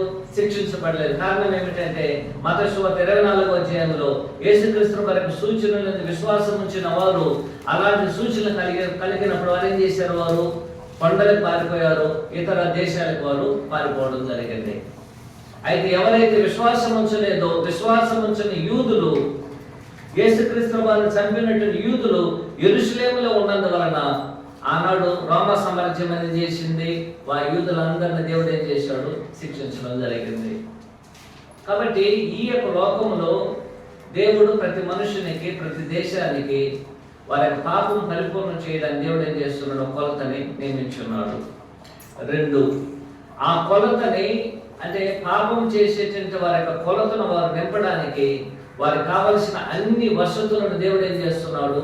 అనుగ్రహిస్తున్నాడు. 3, ఎప్పుడైతే ఆ పాపులు తమ యొక్క కొలతను సంపూర్తి చేసుకుంటున్నారో వెంటనే దేవుని యొక్క శిక్ష అనేది వారి మీదకి రావడం జరుగుతుంది. అలాంటి శిక్ష అనేది దేవుడు వారి మీదకి తీసుకొచ్చినప్పుడు ఆ శిక్ష అనేది 2 రకాలుగా ఉంటుంది. ఒకటి వ్యక్తిగతమైన శిక్ష, రెండోది దేశపరమైనటువంటి శిక్షను దేవుడు అనుగ్రహించడం జరుగుతుంది. ఆనాడు యూదులు తమ పాపాన్ని కంప్లీట్ చేసుకున్నారు, వారిని దేవుడు శిక్షించాడు. అలాగే దేవుడు ఆ యొక్క దేశం అనేది పాపం చేసినప్పుడు ఆ యొక్క దేశాన్ని కూడా ఏం చేస్తున్నాడు? ఆయన శిక్షించడం జరుగుతుంది. 2, దేవుని యొక్క శిక్ష అనేది కరుణతో కూడుకున్నది కాదు. దేవుడు వచ్చి శిక్షించేటప్పుడు ఎవరైతే తమ పాపాన్ని చేర్చుకున్నారో వారి శిక్షను అనుగ్రహించేటప్పుడు దేవుడు ఏం చేయడు? ఎలాంటి కరుణ, జాలి అనేది దేవుడు ఎన్నడూ కూడా ఏం చేయడు? చూపించేటువంటి వాడు కాదు. ఖచ్చితంగా ఏం చేస్తాడు? ఆయన వారిని శిక్షించేటువంటి వాడుగా ఉంటున్నాడు. 3వది గమనించినట్లయితే తెస్సలోనిక పత్రిక 2వ అధ్యాయము 16వ వచనం మనకు తెలియజేసినట్లుగా దేవుని యొక్క ఉగ్రత అనేది వారి మీదకి పొగమట్టుకు ఏం చేస్తుంది? వస్తుంది. అలాంటి ఒక ఉగ్రత అనేది మన మీదకి వచ్చినప్పుడు మనం ఏం చేయలేము, దాన్ని తట్టుకోలేము. కాబట్టి మనల్ని హెచ్చరించేటువంటి ఒకే ఒక విషయం ఏమిటంటే, ఒకవేళ మనం పాపం చేయడమే మన యొక్క వృత్తిగా ఉండి, పాపం చేయడము మనకు అలవాటుగా ఉండి, పాపం చేయడానికి నువ్వు ఇష్టపడుతున్నట్లయితే, నాకేమో శక్తి ఉంది, బలం ఉంది, డబ్బు ఉంది, కోరికలు ఉన్నాయి, నాకు కావలసిన అంతస్తు ఉంది, నాకు కావలసిన జనం ఉన్నారు, నేను పాపం చేయడానికి నేను సిద్ధంగా ఉన్నాను అనుకుని నువ్వు విచ్చలవిడిగా నువ్వు పాపం చేస్తున్నట్లయితే నీ కొలతను ఏం చేస్తున్నావు? నువ్వు ప్రతిదినము చేర్చుకుంటున్నావు. ఆ కొలతని ఒకసారి ముగిసినప్పుడు దేవుని ఉగ్రత తొదమట్టుకు వస్తుంది. ఆ ఉగ్రత నుంచి ఎవరు కూడా తప్పించలేరు. దేవుని యొక్క ఉగ్రత నుంచి ఏ మనుషుడు కూడా ఏం చేయబడలేడు. నువ్వు పాపాన్ని సంపూర్తి చేసుకుంటే దేవుని యొక్క ఉగ్రత అనేది నీ మీదకి వస్తుంది. ఆ ఉగ్రతలో దేవుడు కరుణ చూపించడు. రెండోది, ఉగ్రతను దేవుడు తన యొక్క పూర్తి ఉగ్రతను ఏం చేస్తాడు? నీ మీదకి తీసుకొస్తాడు. అక్కడ ఉన్నటువంటి వారు మారు మనసు పొందడానికి అవకాశం లేదు. దేవుని యొక్క శిక్ష అనేది ఏం చేయబడుతుంది? వారికి తుదమట్టుకున్నట్లయితే వారు ఇంకా యుగములకు వారికి ఏం చేస్తుంది? దేవుని యొక్క ఉగ్రత అనేది అలాగే ఉంటుందని దేవుడు తెలియజేస్తున్నాడు. కాబట్టి మనకిచ్చేటువంటి హెచ్చరిక ఏమిటంటే, ఒకవేళ మనము వారిలో ఒకరమైనట్లయితే మన పాపము నుంచి మనం రక్షణ పొందడానికి ఒకే ఒక ఆయన ఉన్నాడు. ఆయన ఎవరు? యేసుక్రీస్తు వారు. నా పాపముల నుంచి నేను మారు మనసు పొంది ఆ పాపముల నుంచి నేను క్షమాపణ పొందాలనుకున్నట్లయితే క్రీస్తు యేసులో ఉన్నటువంటి వారు యేసుక్రీస్తు వారిని గురించి విని విశ్వాసం ఉంచి మారు మనసు పొంది ఒప్పుకొని ప్రభువును ఒప్పుకొని తండ్రి యొక్క కుమారుని యొక్క పరిశుద్ధాత్మ నామములో మనము బాప్తిసం పొందవచ్చు. మీ పాపం అనేది ఏం చేయబడుతుంది? క్షమించబడుతుంది. ఆ విధంగా క్షమించబడినటువంటి వారు యేసుక్రీస్తు వారి కొలతలకి వారు పెంచబడతారు. ఒకవేళ క్రీస్తు యేసులో ఉండి ఇంకొన పాపం చేయడానికి నేను ఇష్టపడుతూ పాపం అనే కోరికలను జరిగించడానికి ముందుకెళ్తూ పాపములు జీర్ణించుకొని పోయి ప్రతిరోజు పాపం చేయడానికి నువ్వు సిద్ధపడినట్లయితే అది కొంచెం చిన్న పాపం ఉండవచ్చు, పెద్ద పాపంగా ఉండవచ్చు.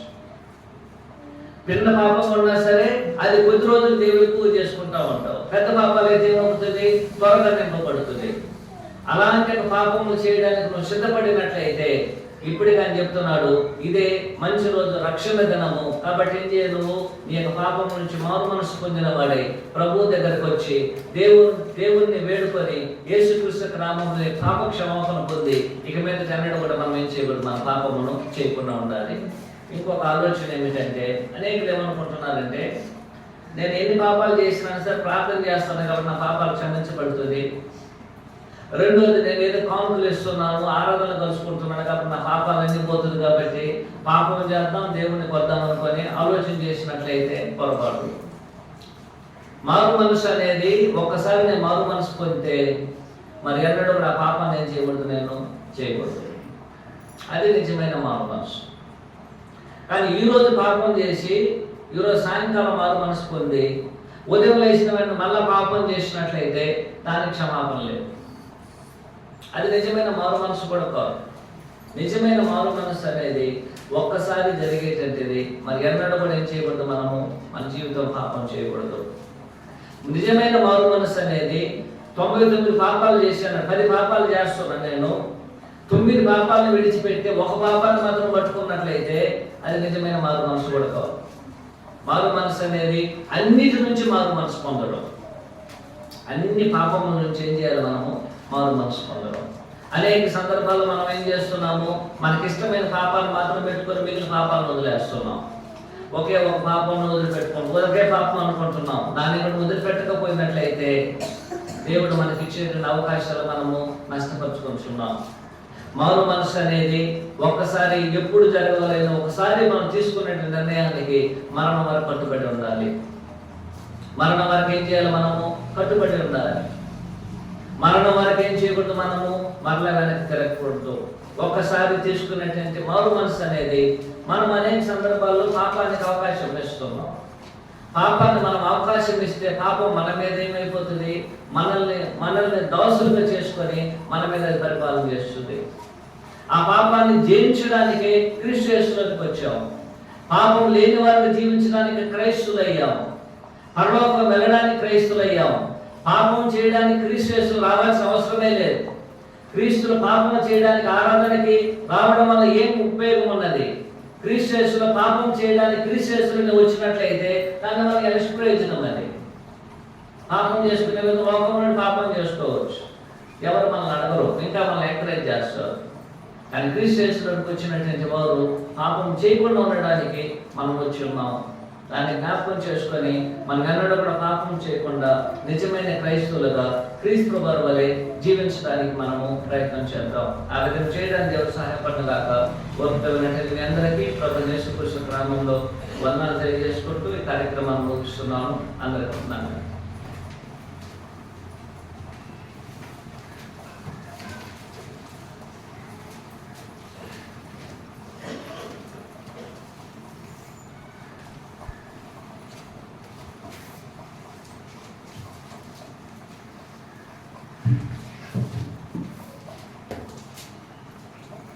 ఇప్పటివరకు దేవుని కబులు లేఖనాము వినే లేఖనాన్ని బట్టి మనమందరం అలాంటి ప్రవర్తకలను ప్రయాసపడతాము. ఏ సమయం మందు ఆరాధన మరొక భాగం ప్రభు అయింటున్నది. దాన్ని నడిపించాల్సిందిగా సహోదరులు భాగ్యరాజు గారిని ప్రాంతపరుచున్నాం.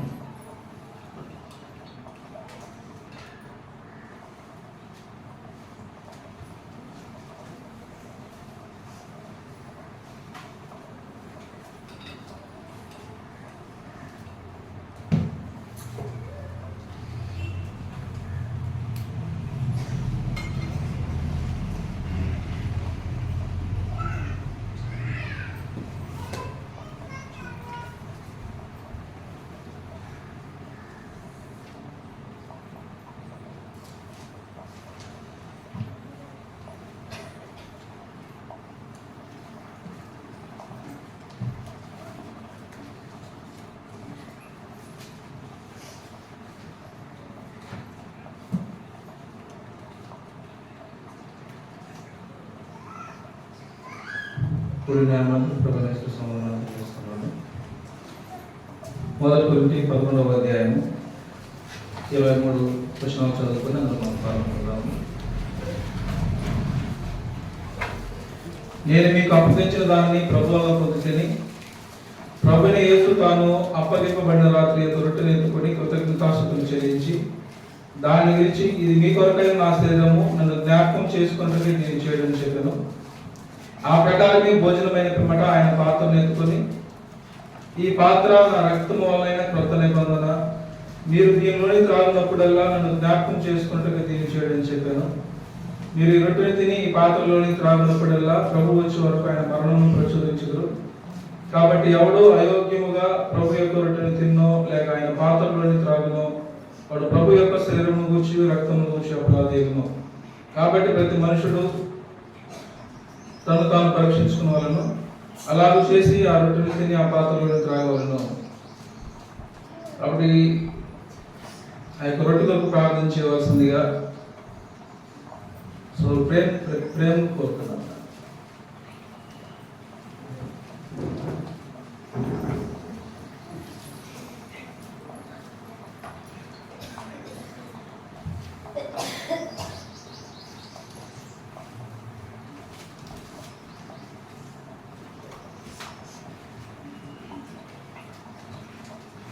అమలవితంగా ప్రేమిస్తున్న మా ప్రియ తండ్రి, మీ పరిశుభ్రమైన ఉన్నతమైన శ్రేష్టమైన తెలియజేస్తున్నాను. అంటే గడిచిన దినవలలో తండ్రి మీరు మమ్మల్ని తండ్రి సజీవంగా రాజకాలం తండ్రి తండ్రి యొక్క సమయంలోని మేము పరిచయండి ఇలా మనం పాల్గొందే తండ్రి ప్రతి ఒక్క తండ్రి వచ్చిన తండ్రి తండ్రి దీనిలో మేము తప్పిపోయిన వాళ్ళ కొరకు మేము ప్రార్థన చేసిన తండ్రి అందరితో క్షమించి తిరిగి వచ్చే వారిని వారు కలుసుకోవాల్సిన కోరుకుంటున్నాం తండ్రి. తండ్రి ఈ కొద్ది విన్నప్పుడు తండ్రి ప్రభుని యేసుక్రీస్తు నామములో అడిగి వేడుకుంటున్నాం మా తండ్రి.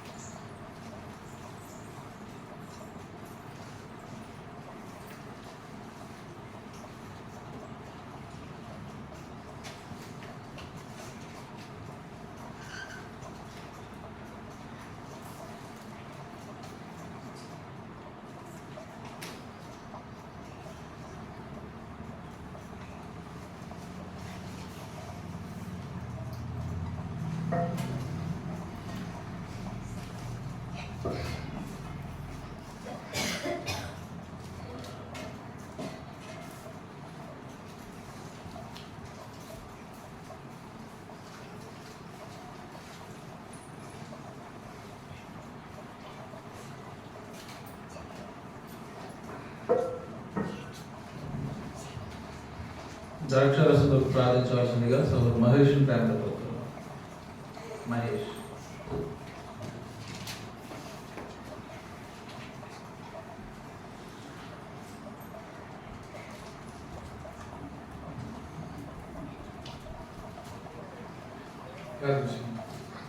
పరలోకంలో నీతి న్యాయాన్ని పరిపాలన చేస్తున్న గొప్ప తండ్రి, ఇంతవరకు కలిగిన కాచి కాపాడి భద్రపరిచి ఇదిగో తన నచ్చిన ఆత్మతో సత్యంతో రాసినట్లుగా మీరు ఇచ్చిన గొప్ప అవకాశంతో తండ్రి.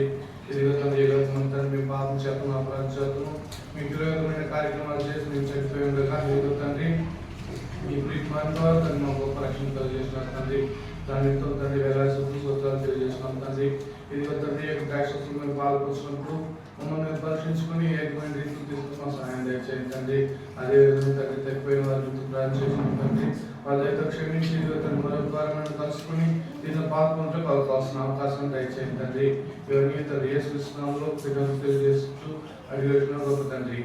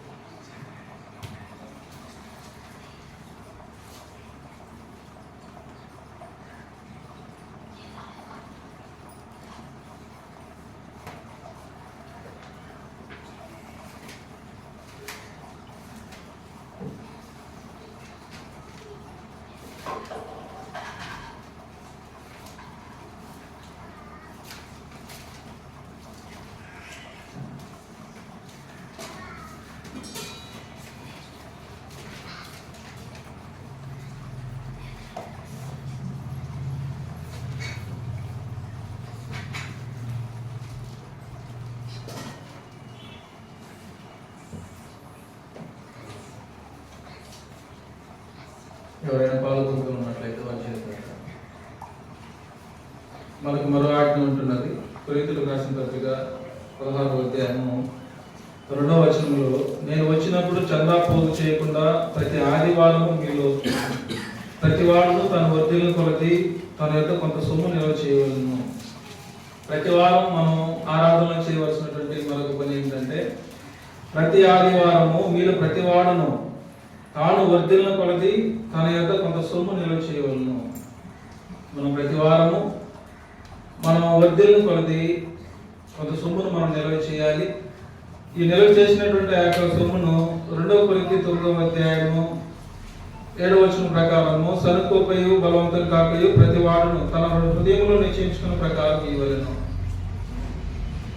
మనం ప్రతి వారము వర్ధిల్లు కొలది ఉన్నటువంటి ఆ యొక్క మొత్తాన్ని ఎలా ఇవ్వాలి అంటే, మనం సనుకోకుండా బలవంతంగా ఇవ్వాలి. అలా ఇచ్చి వారిని దేవుడు ఆస్వాదిస్తాడని తెలియజేయబడింది. ఒక సమయం ముందు మనం పాట పాడుకుంటుందో మనం పాల్గొందాం. పాట సంఖ్య 162. సంతోషముతో నీ చెడి వారిని ఎంతో దేవుడు ప్రేమించు. సంతోషముతో నీ చెడి వారిని ఎంతో దేవుడు ప్రేమించు. వింతగా వలసినదంతయును సాగును, వింతగా వలసినదంతయును సాగును, వినయ మనసు గల విశ్వాసులకును సంతోషముతో నీ చెడి వారిని ఎంతో దేవుడు ప్రేమించు. ఆత్యాసక్తితో నైక ప్రేమతో అంధకార జనులందరకు సత్య సువార్తను చాటించుటకై, సత్య సువార్తను చాటించుటకై సతతము తిరిగేడి సద్భక్తులకును సంతోషముతో నీ చెడి వారిని ఎంతో దేవుడు ప్రేమించు. ఈయండి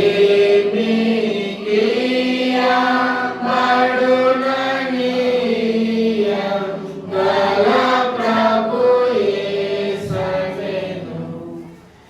ఈయది మరువక మదినుంచుకొని, ఈయది మరువక మదినుంచుకొని, ఈయవలెను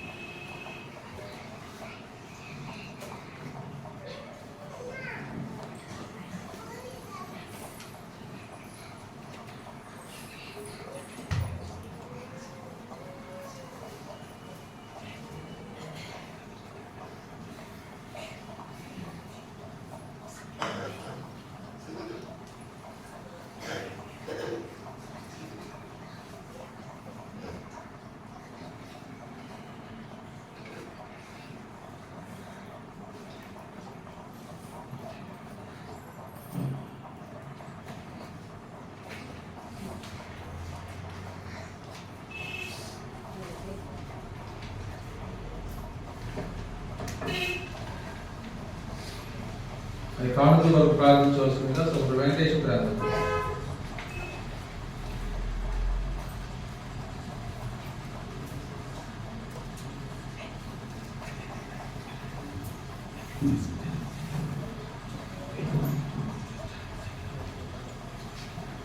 పరలోకమందు నివాసం చేస్తున్న ప్రియ తండ్రి, మీకు పరిశుద్ధమైన గణమానం తండ్రి, కొద్ది కాలం తండ్రి, గడిచిన పరిశుద్ధం తండ్రి పరిశుద్ధ వరకు మమ్మల్ని సభ్యులకు ఖచ్చితంగా రాష్ట్రాన్ని పొందించి తండ్రి మేము చేరని ఆత్మతో సత్యంతో ఆరాధించుటకు మీరు ఇచ్చిన అవకాశం సమర్పిస్తుంది.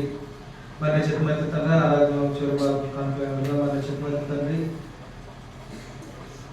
ఏ సంబంధ కాన్ఫ్లిక్ట్స్ దగ్గర పేరు ఆశం దీవించుకోవాల్సి తండ్రి, వారి చేర్చిన పనులు దీవించండి తండ్రి. చిత్తమైతే తండ్రి ఇవ్వని కారణంగా తండ్రి మాకు కష్టాలు కలిగింది కాదని తండ్రి మీకు ఇచ్చిన మమ్మల్ని తగ్గించుకుంటూ మీకు నామం హెచ్చించుటకు మీరు మాకు సహాయం చేయగలరని మరి చెత్తమంది ఇవ్వని కారణం అనేది సంఘాభివృద్ధి కొరకు వాడుకోవడం మీరు మాకు సహాయం చేయగలరని ఈ బదులు తండ్రి మా ప్రభుత్వం రక్షణ ప్రభుత్వం తండ్రి ఇచ్చిన అవకాశం బట్టి స్నానం.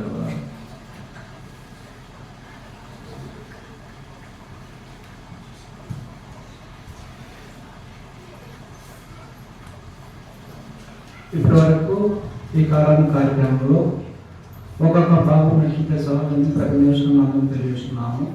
ఈ సమయం మందు వినపత్ర చేసి మీకు పంచవలసిందిగా సోదరు మధు గారిని పంపవచ్చు.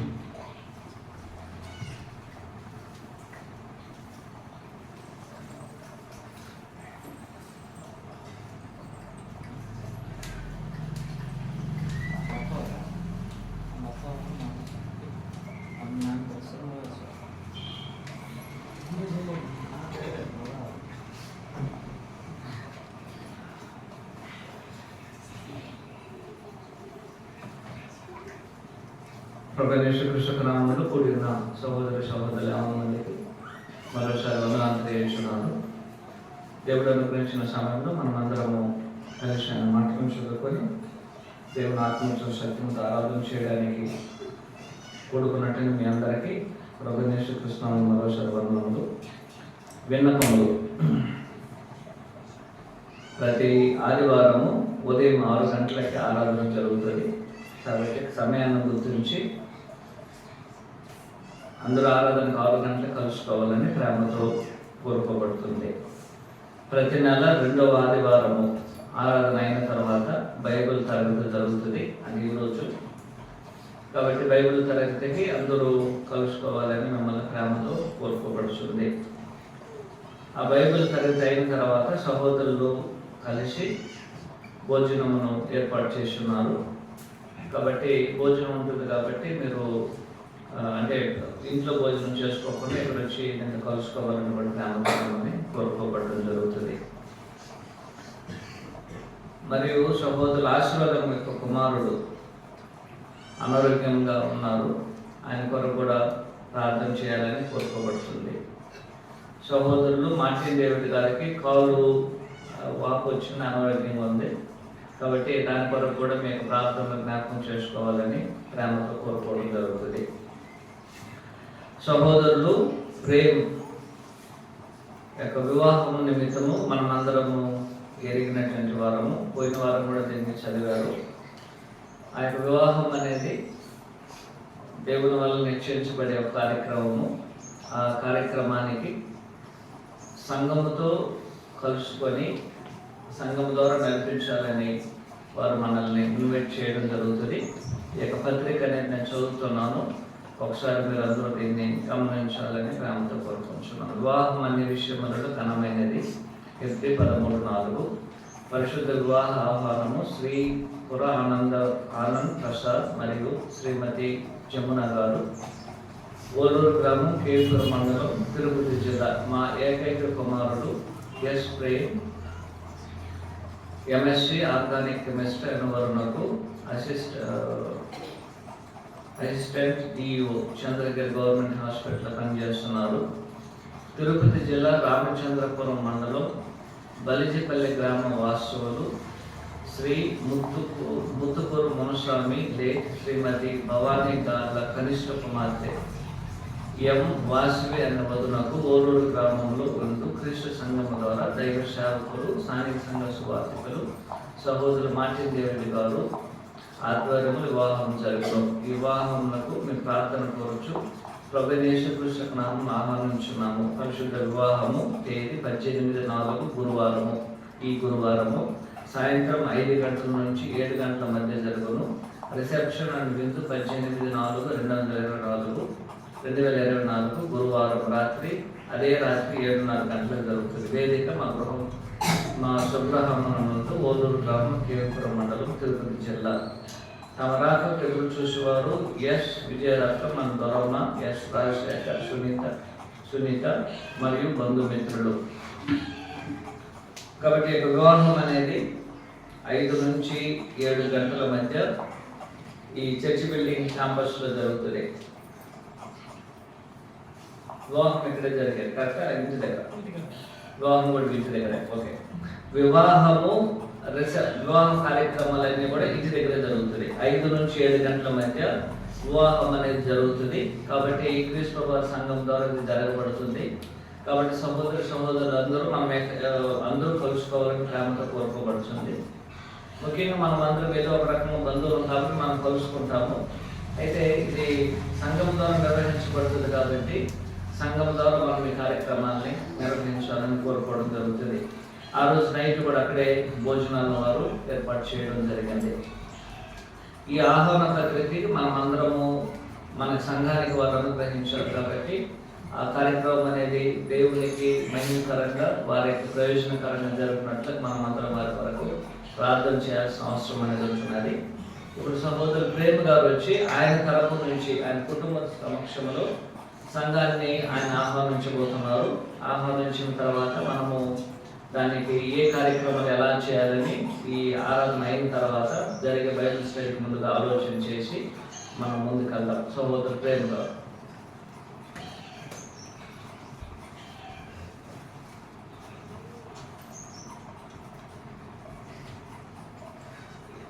అందరికీ వందనములు. 18వ తేదీ ఏప్రిల్ 5 నుంచి 7 గంటల సమయంలో వివాహం జరుగుతున్నది. ప్రతి ఒక్కరు మేము మా తరపున, నా తల్లిదండ్రుల తరపున, కుటుంబీకుల తరపున మేము అందరూ ఆహ్వానిస్తున్నాము. అందరూ కలుసుకోవాల్సిందిగా కోరుకుంటున్నాము.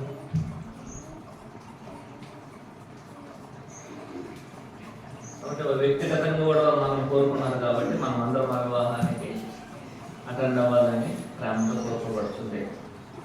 ఈ ఆరాధన అయిన తర్వాత మనం ఇంటికి వెళ్ళి టిఫిన్ చేసి కరెక్ట్గా 10 గంటలకి ఇక్కడ మనం కూడుకున్నట్లయితే బైబిల్ స్టడీ మనకి ప్రారంభించబడుతుంది. కాబట్టి మనము ప్రార్థన చేసుకునే కార్యక్రమాన్ని కూర్చున్నాం. ప్రార్థన. పరలోకమందు నివాసం చేసిన మా పరిశుద్ధుల తండ్రి, మీ పరిశుద్ధమైన నామానికి మా ప్రభువైన యేసుక్రీస్తు వారి ద్వారా మనం చెల్లిస్తున్నాము. తండ్రి కూడా మమ్మల్ని కాచి కాపాడి ఆయుష్కాలను పొడిగించి సామందు ప్రభువైన యేసుక్రీస్తు నామంలో సహోదరులకు నమ్మంతరం మోటుగా చేరి మిమ్మల్ని మహిమపరచడానికి, కనపరచడానికి, మిమ్మల్ని ఆత్మతో సత్యం ఆరాధన చేయడానికి ఇలాంటి అవకాశములు మీరు మా జీవితంలో కల్పించిన దాన్ని బట్టి మీకు తెలుపుకుంటున్నాం. దయతో మేము చేసిన పాపం, నాకు దోషం దయతో క్షమించండి. మీకు రోజు మేము పాపం చేయకున్నట్టు మీకు వాక్యాన్ని నా హృదయంలో ఉంచుకుని జీవించే భాగ్యం దయచేయి. ఏకసారి మనకు ఈ ఆరాధనతో కలుసుకున్న సహోదరులను, పెద్దల విషయంలో యమనస్తుల పిల్లలు మీరు ఆశ్రయించి బలపరచండి. మా అందరికి కావాల్సిన మంచి ఆరోగ్యం, ఆయుష్యం, బలము, శక్తిని కాపాడపడుతుంది దయచేయగలుగుతున్నాం. వినటండి మీకు మాటలు బట్టి మేము తెలుపుకుంటున్నాము. యొక్క మాటలను మేము విని అర్థం చేసుకుని దాని ప్రకారము మేము మా జీవితంలో దాన్ని ప్రయోజనకరంగా హెచ్చరించబడినట్లు సహాయపడగలుగుతున్నాం. తండ్రి కూడి ఉన్నటువంటి ప్రతి ఒక్కరిని పేరు ఆశ్రయించి బలపరచండి. ముఖ్యంగా తండ్రి జరగబోయేటువంటి బైబిల్ తరగతులు కూడా మీరు ఆస్వాదించి అది మాకు ప్రయోజనకరంగా సహాయపడగలుగుతున్నాం. సహోదరులు ఆశీర్వాదం కుమారుడు అనారోగ్యం ప్రార్థన చేస్తున్నాం. ఆయనకు అనారోగ్యం తీసివేసి మంచి ఆరోగ్యం దయచేయండి. సహోదరులు మార్టిన్ దేవుడి గారికి కాళ్ళలో ఉన్నటువంటి అస్వస్థతను తీసివేసి మంచి ఆరోగ్యం దయచేయగలుగుతున్నాం. ఇంకొన్ని ఎంతమంది అయితే అలాంటి అనారోగ్య పరిస్థితుల్లో ఉండి చెప్పలేని పరిస్థితుల్లో ఉన్నారో వాళ్ళందరూ కూడా మీరు దీవించి వారికి అనారోగ్యం తీసివేసి మంచి ఆరోగ్యం దయచేయగలుగుతున్నాం. ముఖ్యంగా తండ్రి సహోదరులు ప్రేమ యొక్క వివాహమును మీరు నిశ్చయించున్నారని విశ్వాసం ఇస్తున్నాము. ఆ వివాహము 18వ తేదీ జరగబోతున్నది కనుక ఆ కార్యక్రమం అనేది మీకు మహిమార్థమై వారి యొక్క ప్రయోజనం కొరకు జరగడానికి సహాయపడగలుగుతున్నాం. ఆ కార్యక్రమం అనేది స్థానిక సంఘం ద్వారా నేను జరగవాలని నిశ్చయించున్నది తండ్రి. ఆ కార్యక్రమాన్ని మేమందరం కలిసి వారి యొక్క సంతోషంలో పాల్గొంది అది కార్యక్రమం అనేది క్రమంగా జరిగించినట్లు మాకు కావాల్సిన జ్ఞానము తెలివి బుద్ధిని అనుగ్రహించుకుంటున్నాం. వివాహం వారు జరిగించబోతున్నది తండ్రి. వారికి కావాల్సిన ఏర్పాట్లను కూడా మీరే అనుగ్రహించాలి. వారికి కావాల్సిన ఆర్థిక సహాయాన్ని కూడా మీరు అనుగ్రహించి కార్యక్రమం అనేది మీకు అంగీకారంగా మీకు మహిమాత్రం జరగమని సహాయపడబడుకుంటున్నాం. తండ్రి కూడి ఉన్న మమ్మల్ని అందరూ మీరు ఆశ్రయించి బలపరచండి. కూడి ఉన్నటువంటి సహోదరులను పెద్దలను చిన్న యవనస్తులను పిల్లలను దీవించి బలపరచండి. అంటే మేమందరము ప్రభువునందు సహోదరులు మనకు గుర్తెరిగి ప్రభువులు మేమందరం నిజమైన క్రైస్తవులుగా జీవించడానికి సహాయపడడం మీకు మొదలుపెట్టుకుంటున్నాం. ముఖ్యంగా తండ్రి ఈ యొక్క ఎండలు విపరీతం ఉండదు కనుక దాని నుంచి మాకు కావాల్సినటువంటి మీకు భద్రత దయచేయలు పడుకుంటున్నాం. హిందువులు దీవించి బలపరచండి. చిన్నపిల్లలకు కావాల్సిన కృపను దయచేయలు పడుకుంటున్నాం. ఇలాంటి కార్యక్రమాలు మేము పాల్గొంటున్నప్పుడు మేము ఆసక్తి కలిగి దైవ కార్యక్రమాల్లో పాల్గొందినట్లు మీరే సహాయపడని ప్రతి మొదలుపెట్టుకుంటున్నాం. కూడిన ప్రతి ఒక్కరిని మీరు ఆశ్రయించి బలపరచండి. ఓలూరు గ్రామాన్ని ఆశీర్వదించండి. ఓలూరు గ్రామంలో ప్రతి కుటుంబాన్ని ఆశీర్వదించండి. ముఖ్యంగా ఓలూరులోని క్రీస్తు వారికి సంఘాన్ని ఆశీర్వదించి సంఘపరంగా ఆత్మ సంబంధంగా ఆశీర్వదించి అభివృద్ధి పరిచి అనేకమైన స్థానిక సంఘాలకు మాదిరికరమైన సంఘంగా ఉండడానికి సహాయపడాలని వేడుకుంటూ ఈ మా కుమారుడు మా ప్రభువైన యేసుక్రీస్తు నామమున వేడుకుంటున్నాము తండ్రి. ఆమేన్. అందరికీ వందనాలు.